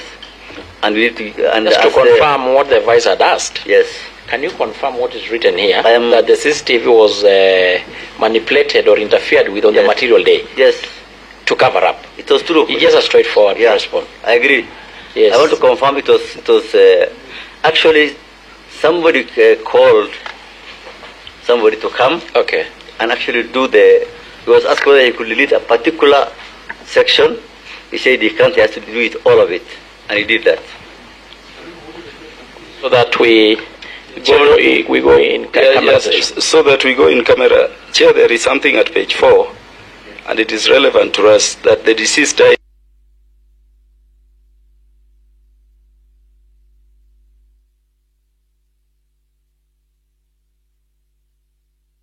Kenya deserves to be a first world economy, but because they're stealing everything. Our brothers today, they don't have jobs. We are graduating from universities, but they have taken our job. They're stealing our future. They're stealing the future of our children. And we Kenyans, we must stand against impunity. We must stand against impunity. This is not the Kenya our forefathers died for. This is not the Kenyans the Mau died for. They died so that we can live in freedom. They died so that we can live in liberty. They died so that we can live in a better country. And Kenya is a better country. Only a few people are destroying our country. And we are saying no more to police impunity. No more to killings by the state. No more to corruption. We are the young people of Kenya. We are the Nelson Mandela of Kenya. We are the Martin Luther King of Kenya. We are the Ibrahim Traore of Kenya. We will save our country. We will save Kenya. We will not watch as our country goes to abyss. We will not watch as our country is being rooted. We will not watch as they root our country. Kita kambi nje ya lango kuu ama nje ya lango ya makao makuu ya polisi, wakisema kwamba wanataka Generali Eliud Lagat ajiuzulu kutoka ofisini hadi pale wakati ambapo uchunguzi unaohusiana na kifo cha Albert utakapokamilika. Hivi imekuwa tuna makabiliano makali, vitoa machozi vimekuwa vikitupwa hapa kuwatawanya. Wamekuwa wakitawanyika, lakini wakirejea hapa wakisema kwamba maandamano yao kwa sababu wanataka haki iweze kutendeka. Na ambapo mgeni mzuri yule waziri ambaye alikuwa anasema kwamba hawezi kutoka hapa aelekee bungeni kutoka hiyo bajeti kwa sababu ya yale ambayo yameshuhudiwa hivi majuzi, wakikuja tu hapa wakisema kwamba wanataka Eliud Lagat aweze kujiuzulu. Wameenda hadi katika kuu la makao ya polisi wakisema kwamba naibu inspector generali Eliud Lagat aweze kujiuzulu. Bado wako hapa baadhi yao, wengine wametawanywa, wengine wametoka hapa wakiwa na majeraha wakikimbia tu kupokea matibabu katika hospitali tofauti. Kwa hivyo ni hali ambayo imekuwa ni tete mno, ni hali ambayo imekuwa makabiliano kati yao na maafisa wa polisi wakirusha vitoa machozi, kwa upande mwingine wanarudisha vitoa machozi hivyo, na pia kuongeza mawe kuweza tu kukabiliana na maafisa wa polisi wakitaka waruhusiwe ama wakitaka kuelekea hadi katika majengo ya bunge. Lakini hapa ndipo mahali ambapo wamezuiliwa nje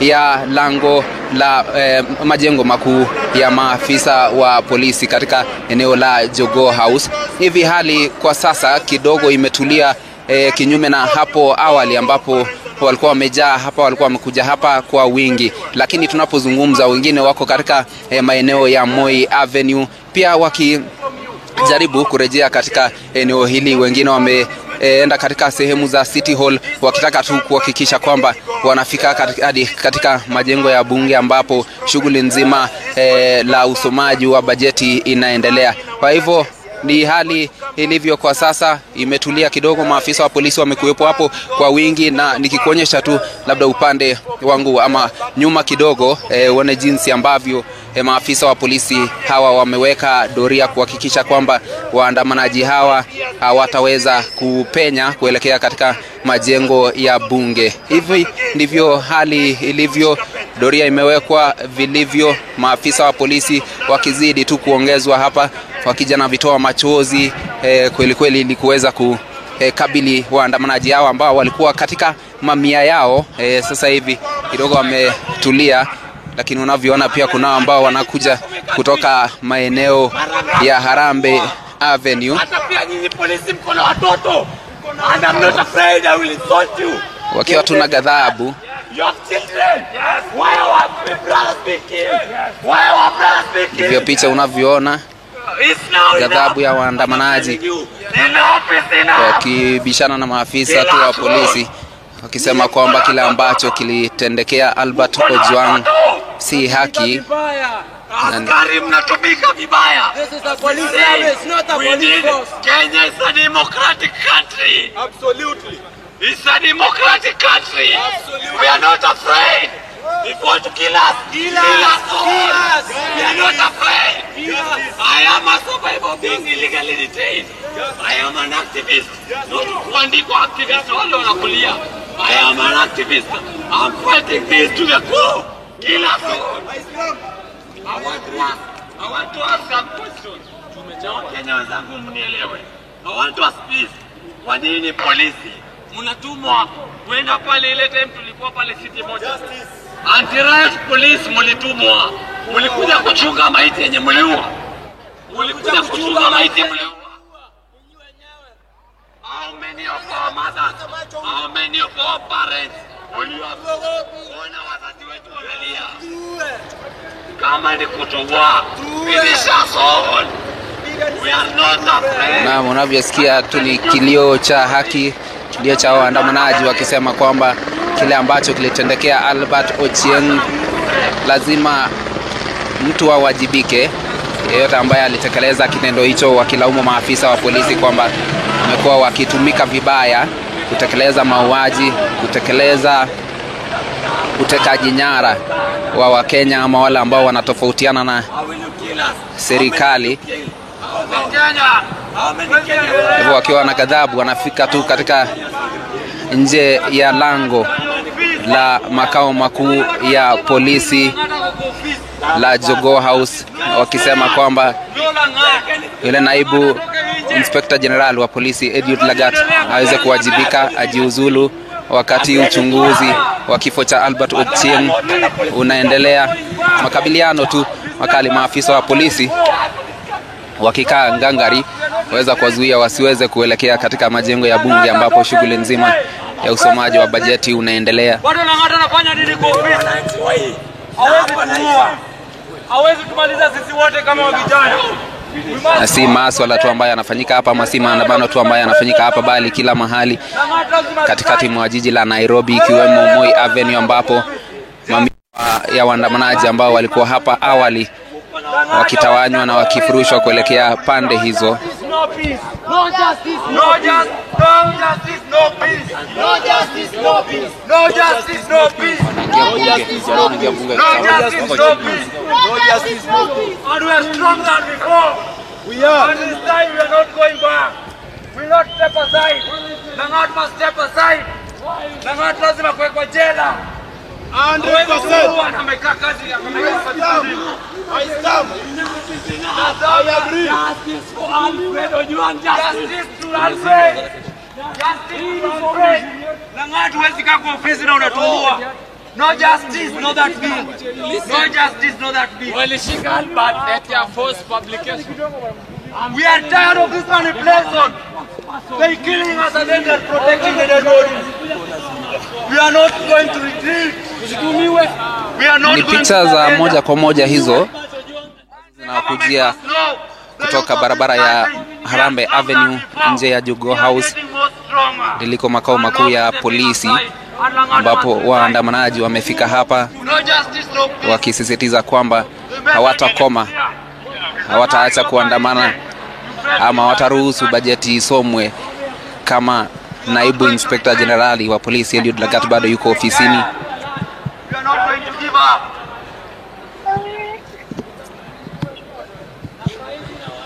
Na ni hali tu ambayo inaendelea kutulia, nake kiwango cha maafisa wa polisi ambao wametumwa hapa ni wengi sana, ambapo waliweza kuwatawanya na kuwarejesha waandamanaji hao kuelekea katika sehemu mbali na jumba la Treasury, ambapo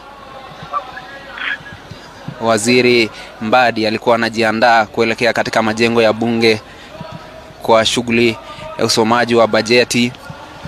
Sasa wengine pia walikuwa wametawala katika lango la National Police Service katika jumba la Jogoo, wakisema wanashinikiza kutoka ofisini ama kungatuka afisini kwa naibu inspector generali Eliud Lagat, na wanasema kwamba watarejea na watahakikisha kwamba wamezingira majengo ya bunge.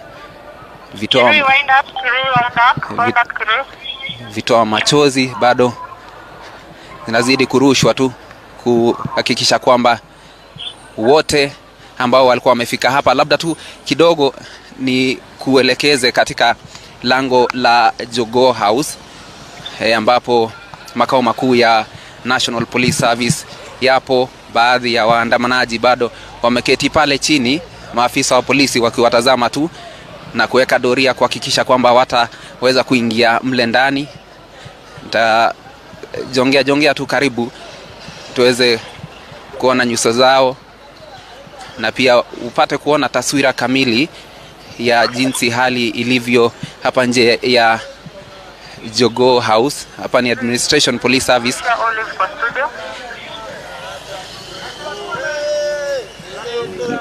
Na baadhi ya wanaharakati hao na waandamanaji hao waweze tu kukamilisha na picha zao na taswira yao.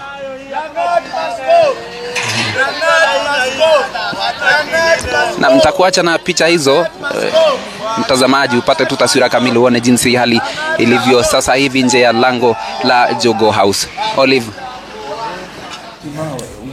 All right. Thank you very much for that update, Ben Kirui. We now transition not only from Kiswahili but to English. And even as we keep an eye on those protests on your screens that have to do with the demand that the Deputy Inspector General of Police, Eliud Lagat, step aside as investigations are carried out into the untimely demise of Albert Ojwang in police custody. We now also turn our eye on Parliament, where the budget statement is to be delivered in about an hour's time by the Cabinet Secretary, John Mbadi. Earlier we had Jimmy, our very own Jimmy, accompany him to the Treasury building and get a sense of what can be expected in the budget. But for a sense of what is happening in Parliament, let's be joined now by Emmanuel To. To, what is the mood where you are? Is there a sense of unease over the tear gas we've been seeing? I'm seeing there PS Harry Kimtai. I'm seeing there the Raymond Omolo, PS Raymond Omolo. Tell us what's happening. Well, thank you very much, Olive. As you have rightly put it, it is a budget day that has been clouded by the issues, the demonstrations that we have seen outside Parliament and, of course, the CBD. And just as you have also introduced the guests that I'm here with, let me just quickly get a word from them before I allow them to go in. It is budget day. Maybe PS Interior, Dr. Raymond Omolo, what are you doing here today? It's an MP's day.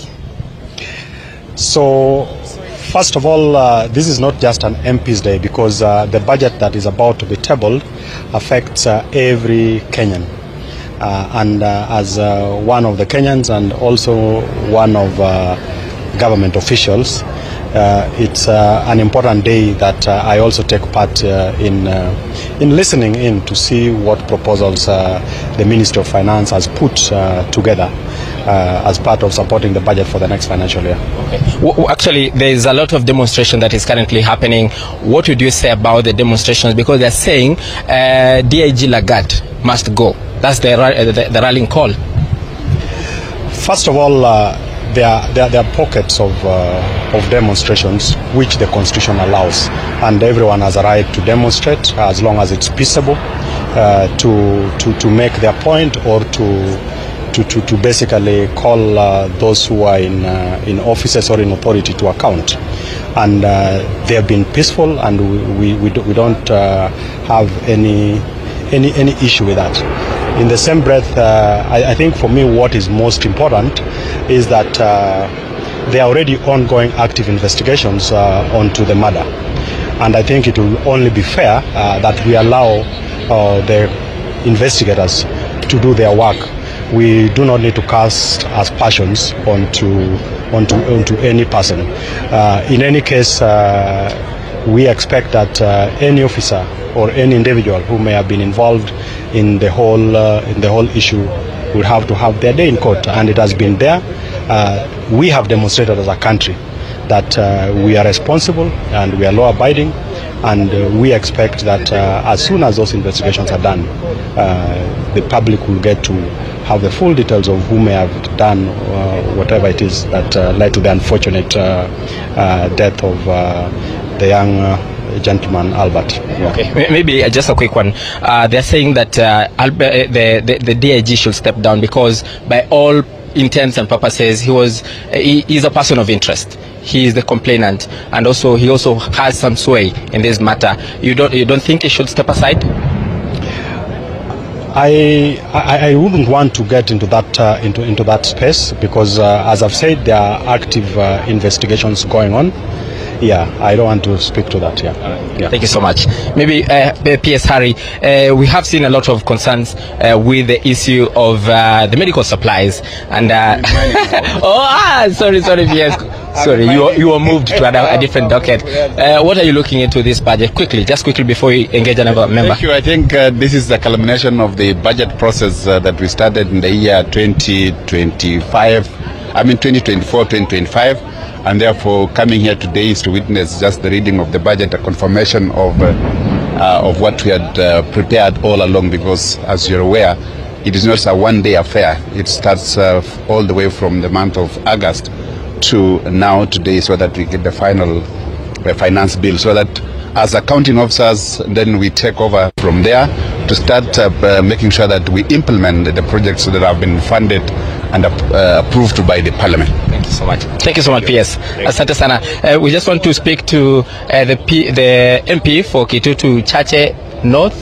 That is the treasurer of the UDA party. Mheshimiwa, just introduce yourself formally for Kenyans to know you, and tell us what do you expect from this event today. Oh, thank you so much. My name is Japhet Mokaya Nyakundi, Member of Parliament for Kitutu Chache North, and I also double up as the National Treasurer of the ruling party, the UDA party. Today we expect Honorable John Badi, who is the CS Cabinet Secretary for Finance, to read to us the budget for the financial year 2025-2026, which I think is approximately 4.4 trillion. 4.2 trillion. 4.2 trillion Kenya shillings, with CFS taking about almost 2.2 to 2.4 trillion Kenya shillings. We expect a budget that is very equitable and in terms of resources, of sharing resources across the country. And we have clearly seen that this time round the resources have been shared equally across the country. If it's every part of this country, they've gotten something out of this. We expect a budget that will be able to include the young people, employment of police officers of about 10,000 across the country. We're having GSU officers of about 2,000. We're having Ajira, about 1,000 youths. Employment of permanent and pensionable basis of UHC workers. You've seen the UHC workers have been on strike for long because they've been on contract. We expect that they're going to be taken on permanent and pensionable basis, about 6,500 of them. We also expect, in terms of development, we want to know how many roads are they going to cover in terms of SHA. Is there enough money for people to be treated in the SHA program and such kind of things, yeah. Okay, Mheshimiwa, we can't ignore the noise that we are hearing. As you speak, we are hearing the sound of tear gas being exploding. And of course, it is the demonstration. The Gen Zs, the youth, and those people who are calling for justice are demonstrating. They want the DIG of the National Police Service, that is Eliud Lagat, to step down, and he must go. What is your sentiment about that? What happened to the young person is a very devastating thing, and it is a very sad thing, what happened. But I believe, as the IG said, let the investigations be done, let IPOA be given an opportunity to do the investigation, and all those who will be found capable of the offense of killing the young man should be taken to jail, should be arrested and be taken to jail, because it is not fair for young people to be killed. But I want to tell the young people of this country that we are there for them. We will work together with them to ensure that the young man gets justice. Thank you so much. Thank you so much. That is Japhet Nyakundi, the Member of Parliament for Kitutu Chache North, giving his sentiments about the budget day that we expect the budget should be read in the next 30.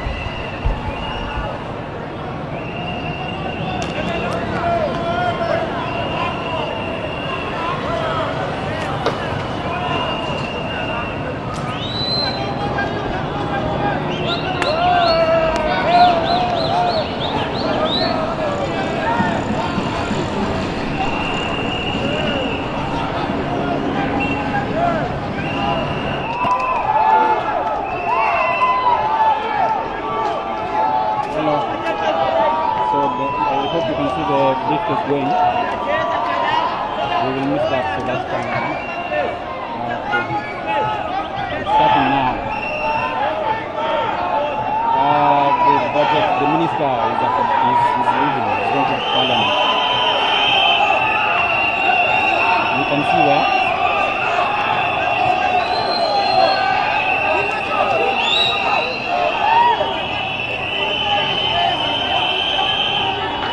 I'm saying the minister is about to come out of the building.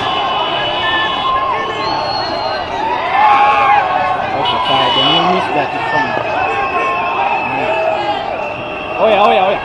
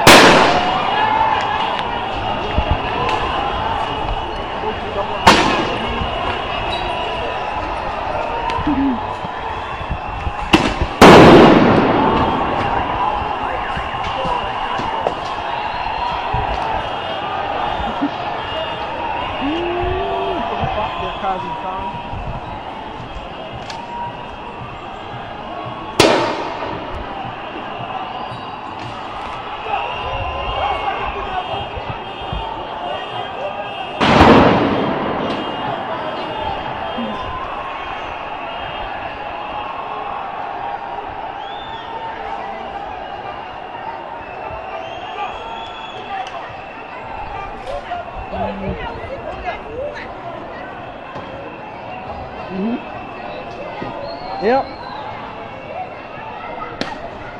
Yeah. Hello. Hello. Hello. Niko hapo hivi tu maliniacha.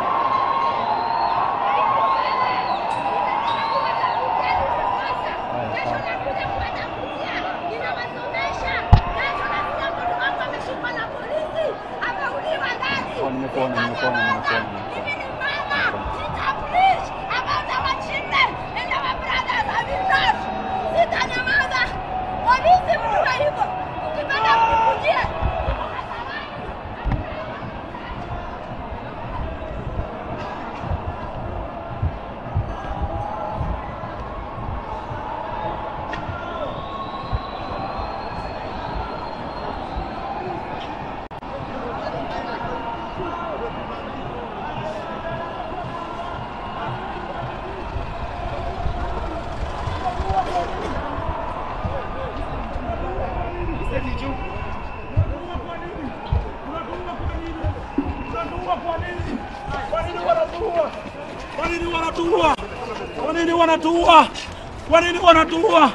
Kwa nini wanatuua? Sika vizuri sasa.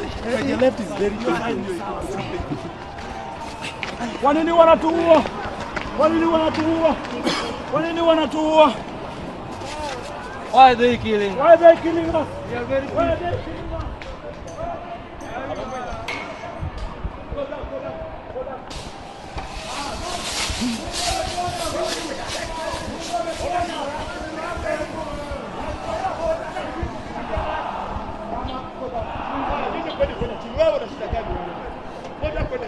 Asante. Go down with the people. It's a strategy. It's a strategy. We are peaceful.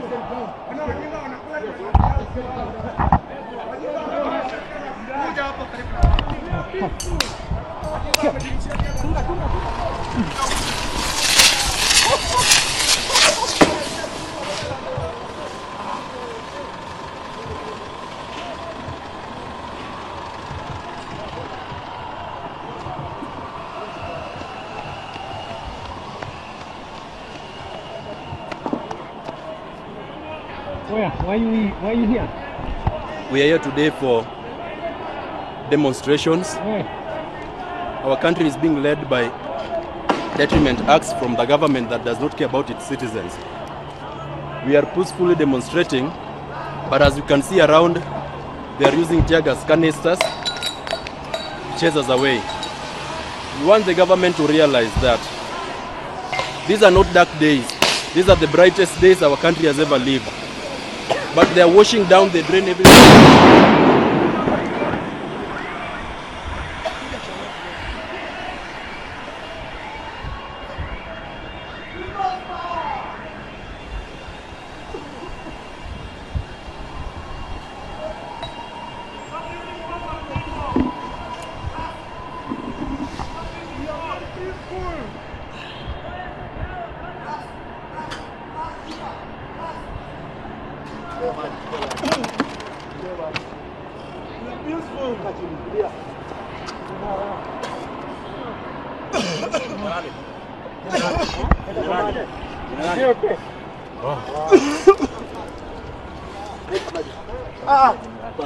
Mwanga kwa uso. Usikize macho nayo.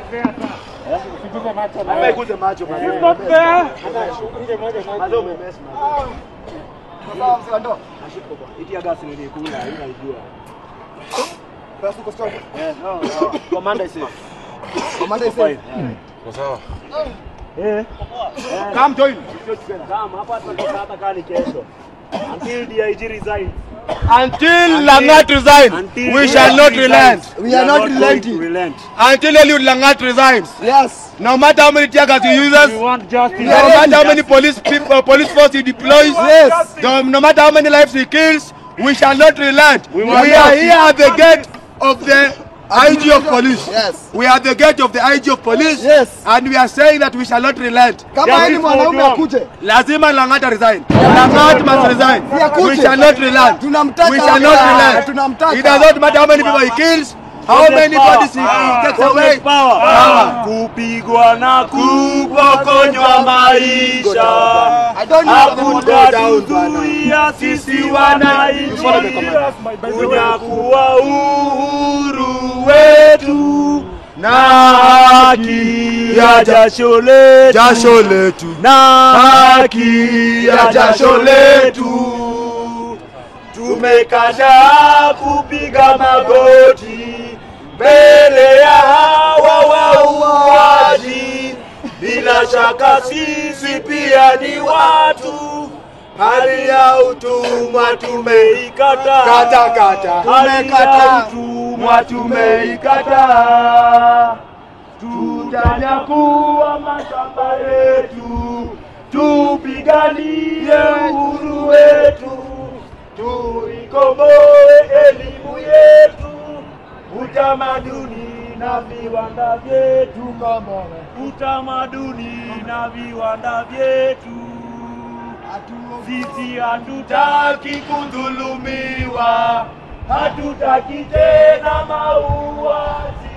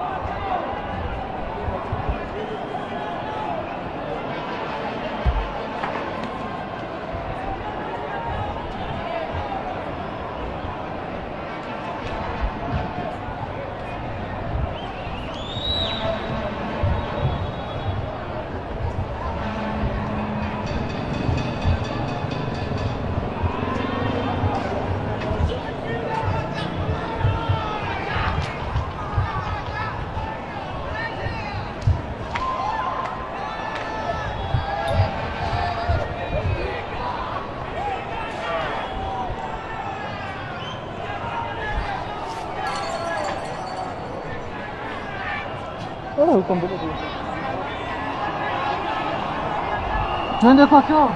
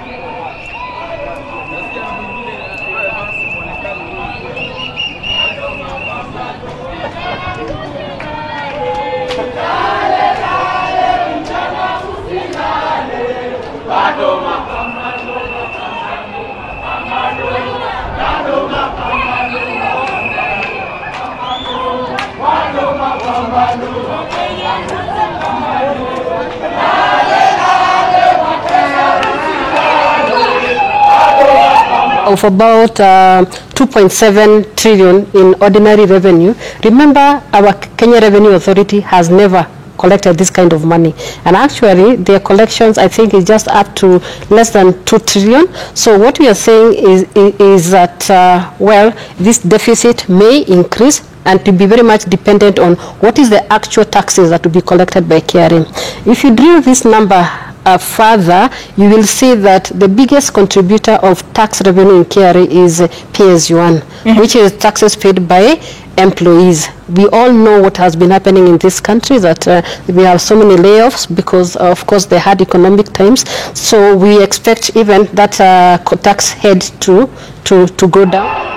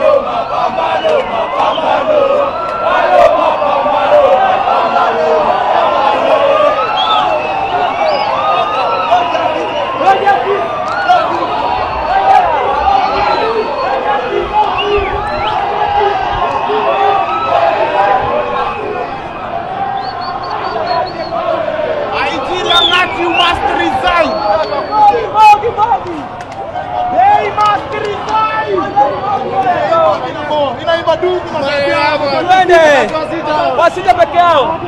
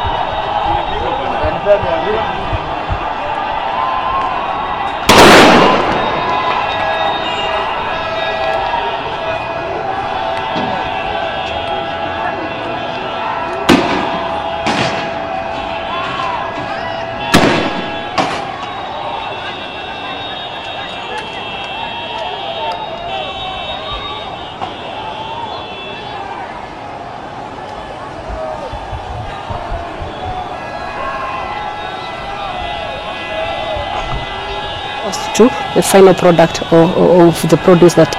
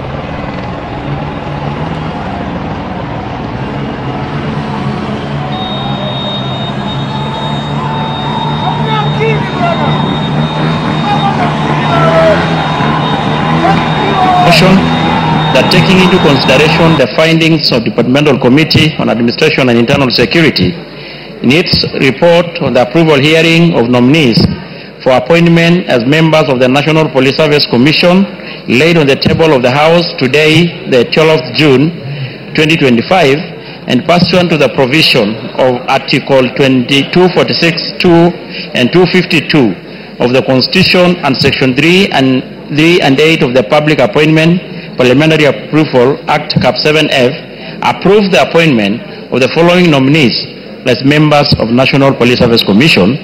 1. Ms. Peris Mudhoni Kimani.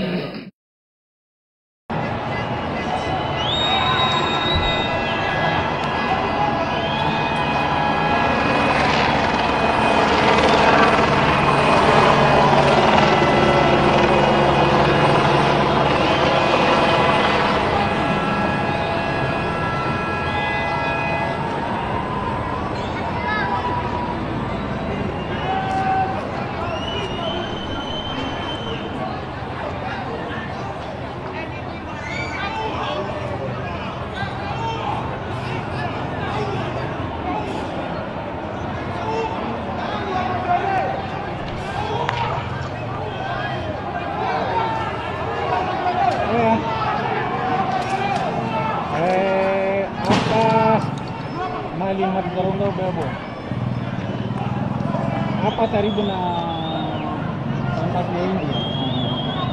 Karante Avenue hapa mwisho. Ayuka hapa.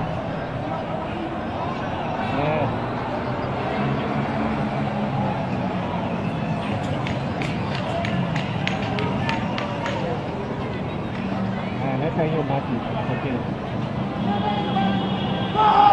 Table on this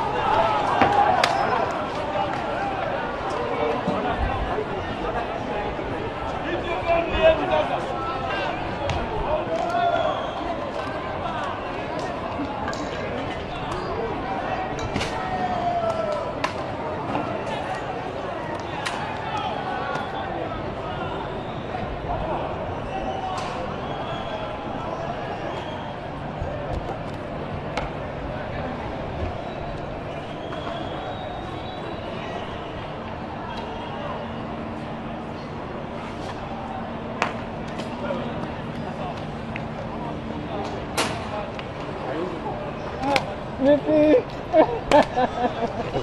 Uko Unaita nani? Unafanya hapa? Wazi. Nayo. Hapo sawa.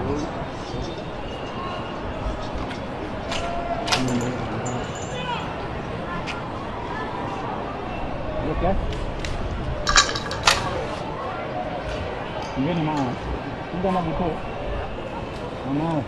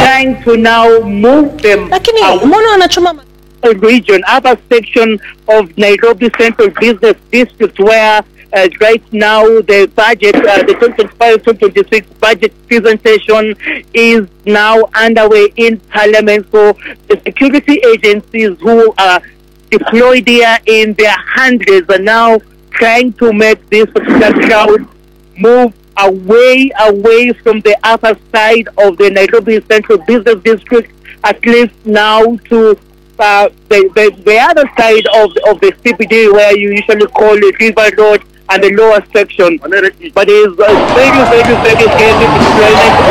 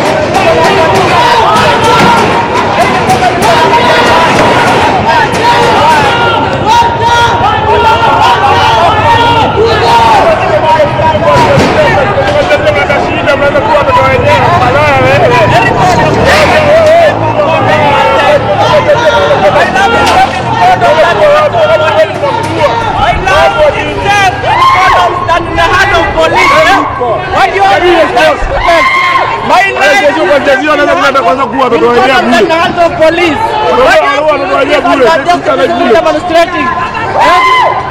My name is Stephanie. Hands of police.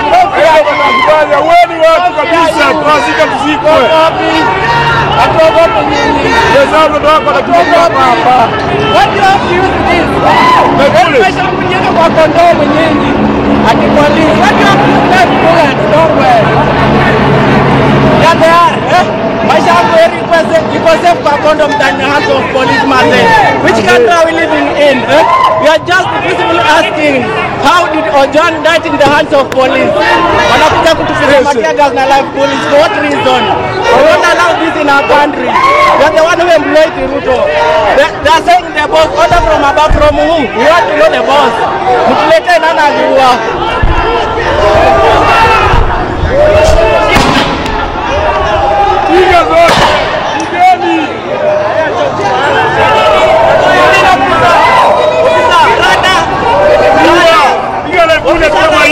Nini tumafanyia kuambia nana Ojuang nana aliwaliwa wanajeshi shwari wanajeshi jeshi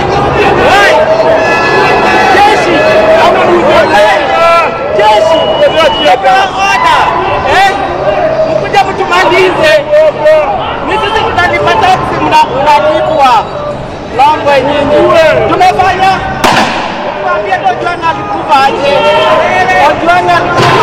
msikonga aje mpaka kwa shingo wanaume nyinyi walifanya aje Tuambie tujuane alikufa aje, tutaenda tutaka hapa, tuko na kazi kufanya. Wakati tunataka simu ilipo. Tuambie tujuane alikufa aje, tutaenda. Hataki story mob. Atanijigonga mpaka kwa shingo. Aje, mwaje yuko. Why use this? Ya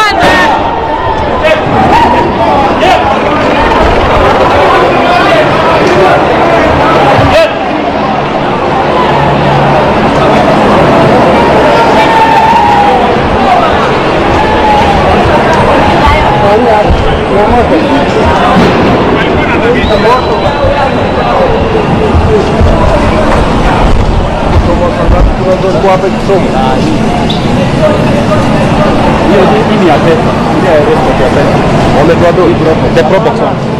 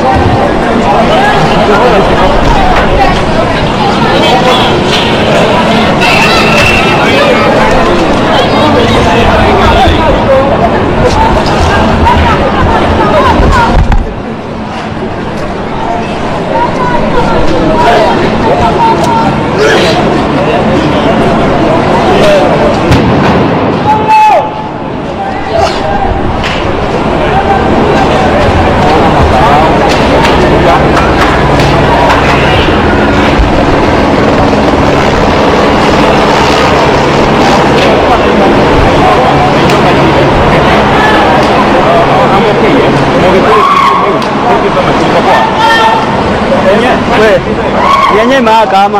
Hapana.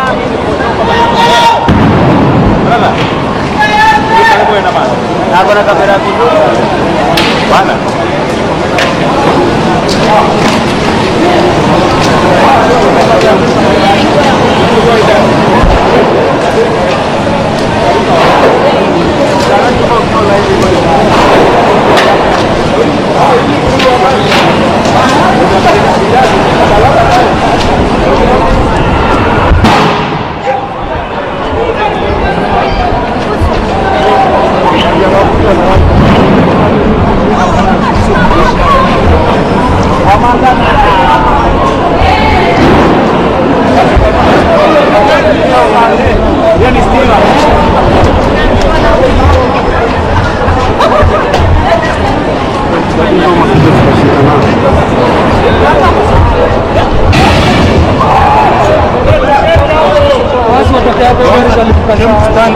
Albert, this was not their plan. Their plan was to air out their voices, but not this one.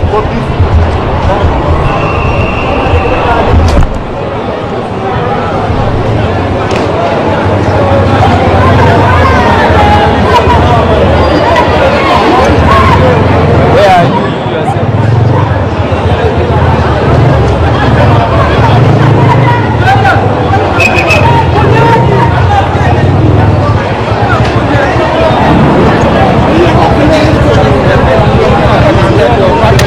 Yeah.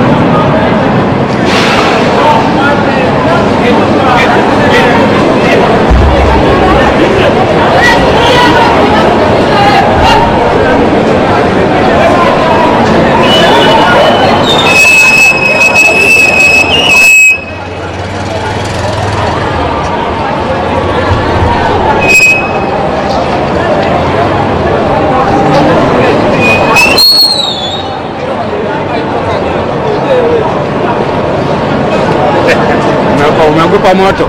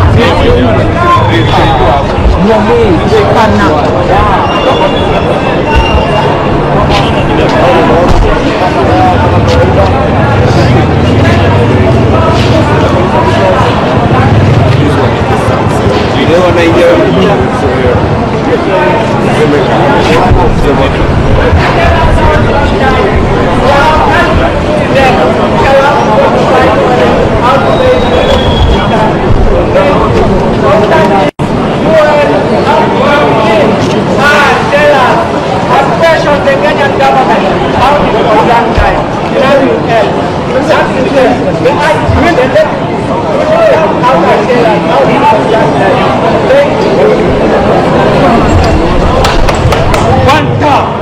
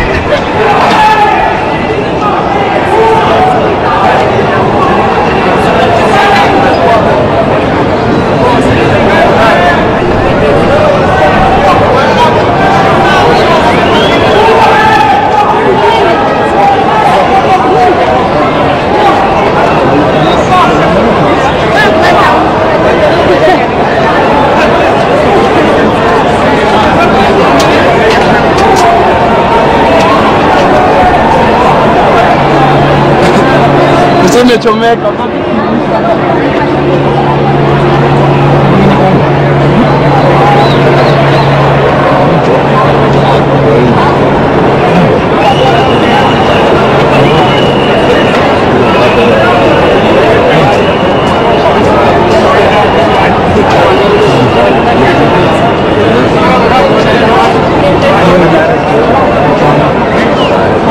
The best chef.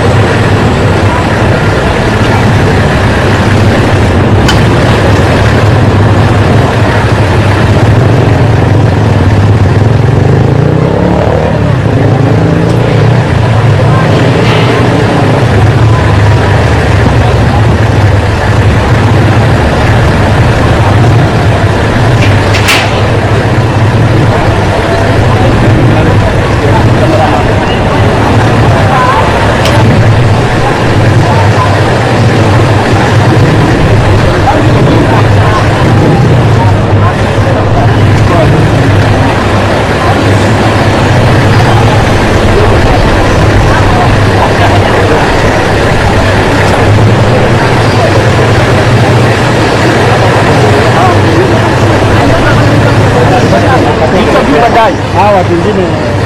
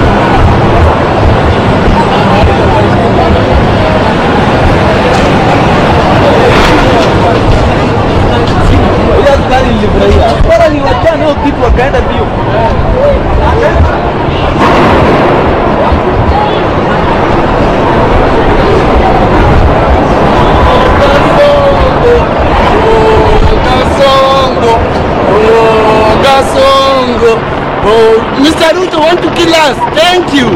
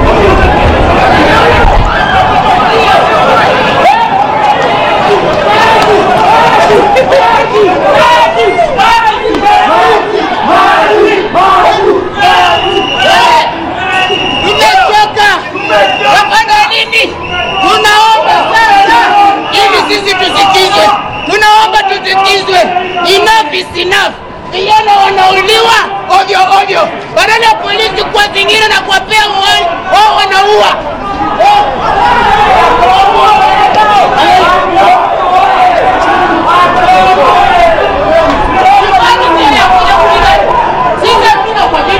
Tunakuja kwa amani. Tunakuja kwa amani. So kama tumekuja kwa amani, wana tusije vita, wana tupige marisasi. Ya hivi peace.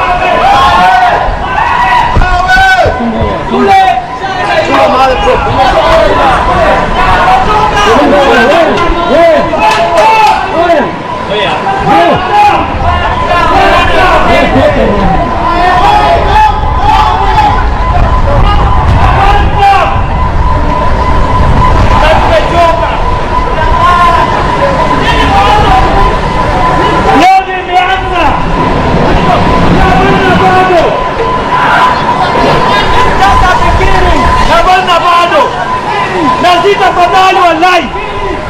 Unatuwa ya nini?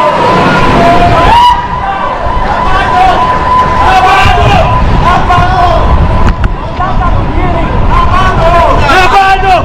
Hii ndio mwanzo. Mwisho bado. Toke! Toke! Wewe.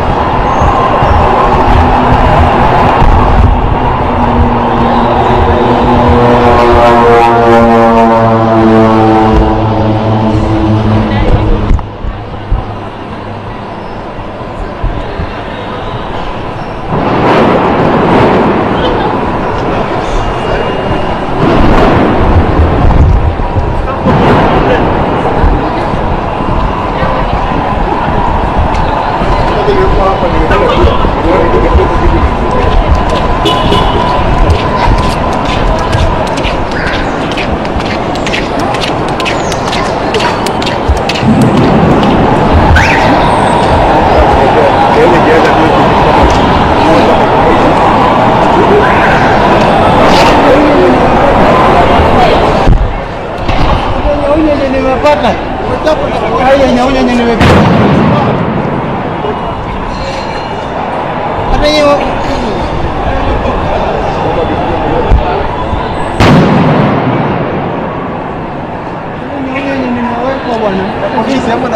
bwana wenye simbolisha mwana wenzi vida kama ameweka kiboko ni huyu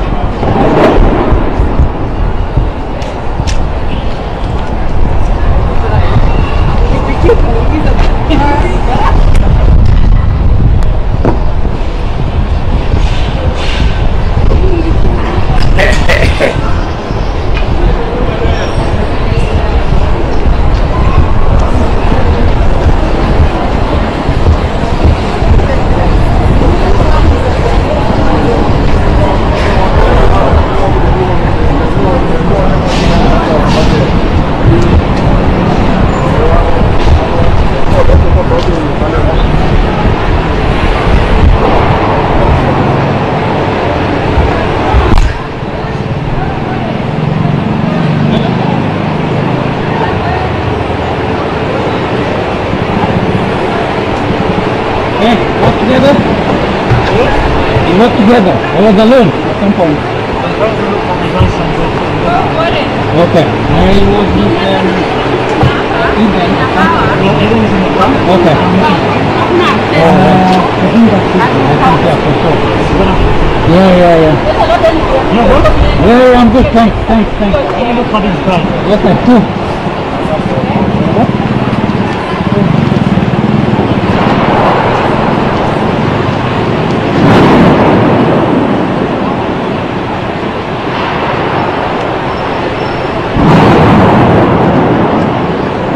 In the car, the truck is in the car, I am alone.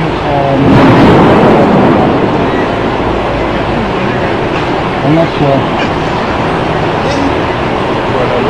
Okay. Let me get to the car. I'll do.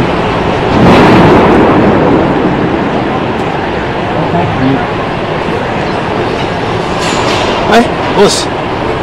Bariak. Yo leo, baba. Yo leo.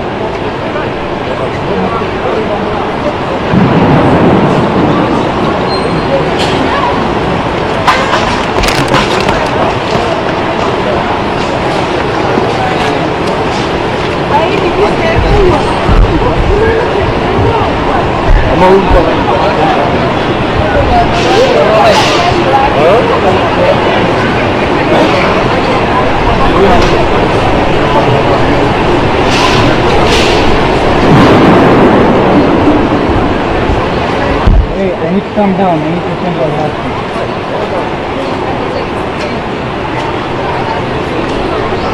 I can't hear.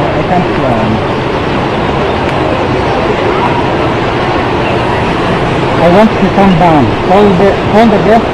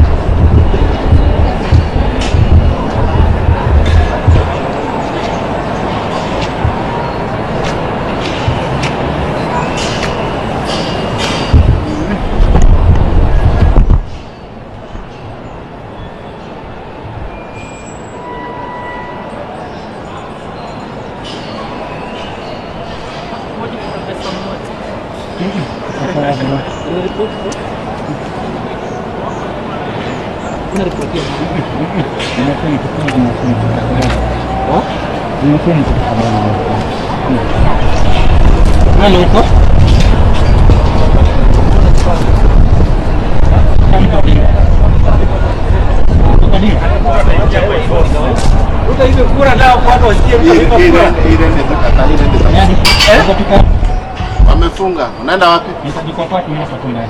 Uko kwa party? Sawa.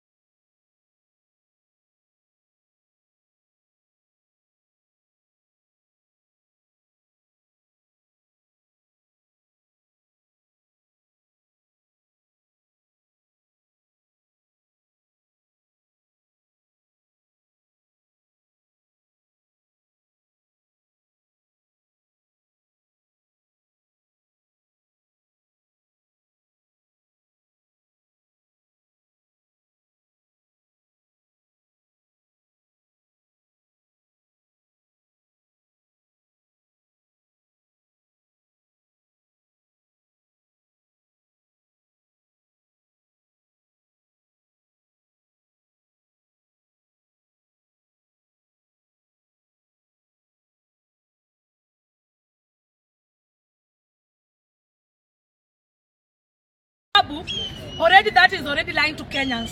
You can't kill a whole Kenya. Umemtoa all the way from Homa Bay. Unamuwia Nairobi. We cannot normalize such things. You should arrest me, take me to court. Police yezi kwa siku ndio niendo lawyer, niendo arresting na bado niendo anajichunguza. Bado wao wanajichunguza na wao wamemuua. You know, what is the Coroner's Act doing? Tuliweza establish the Coroner's Act to investigate such matters.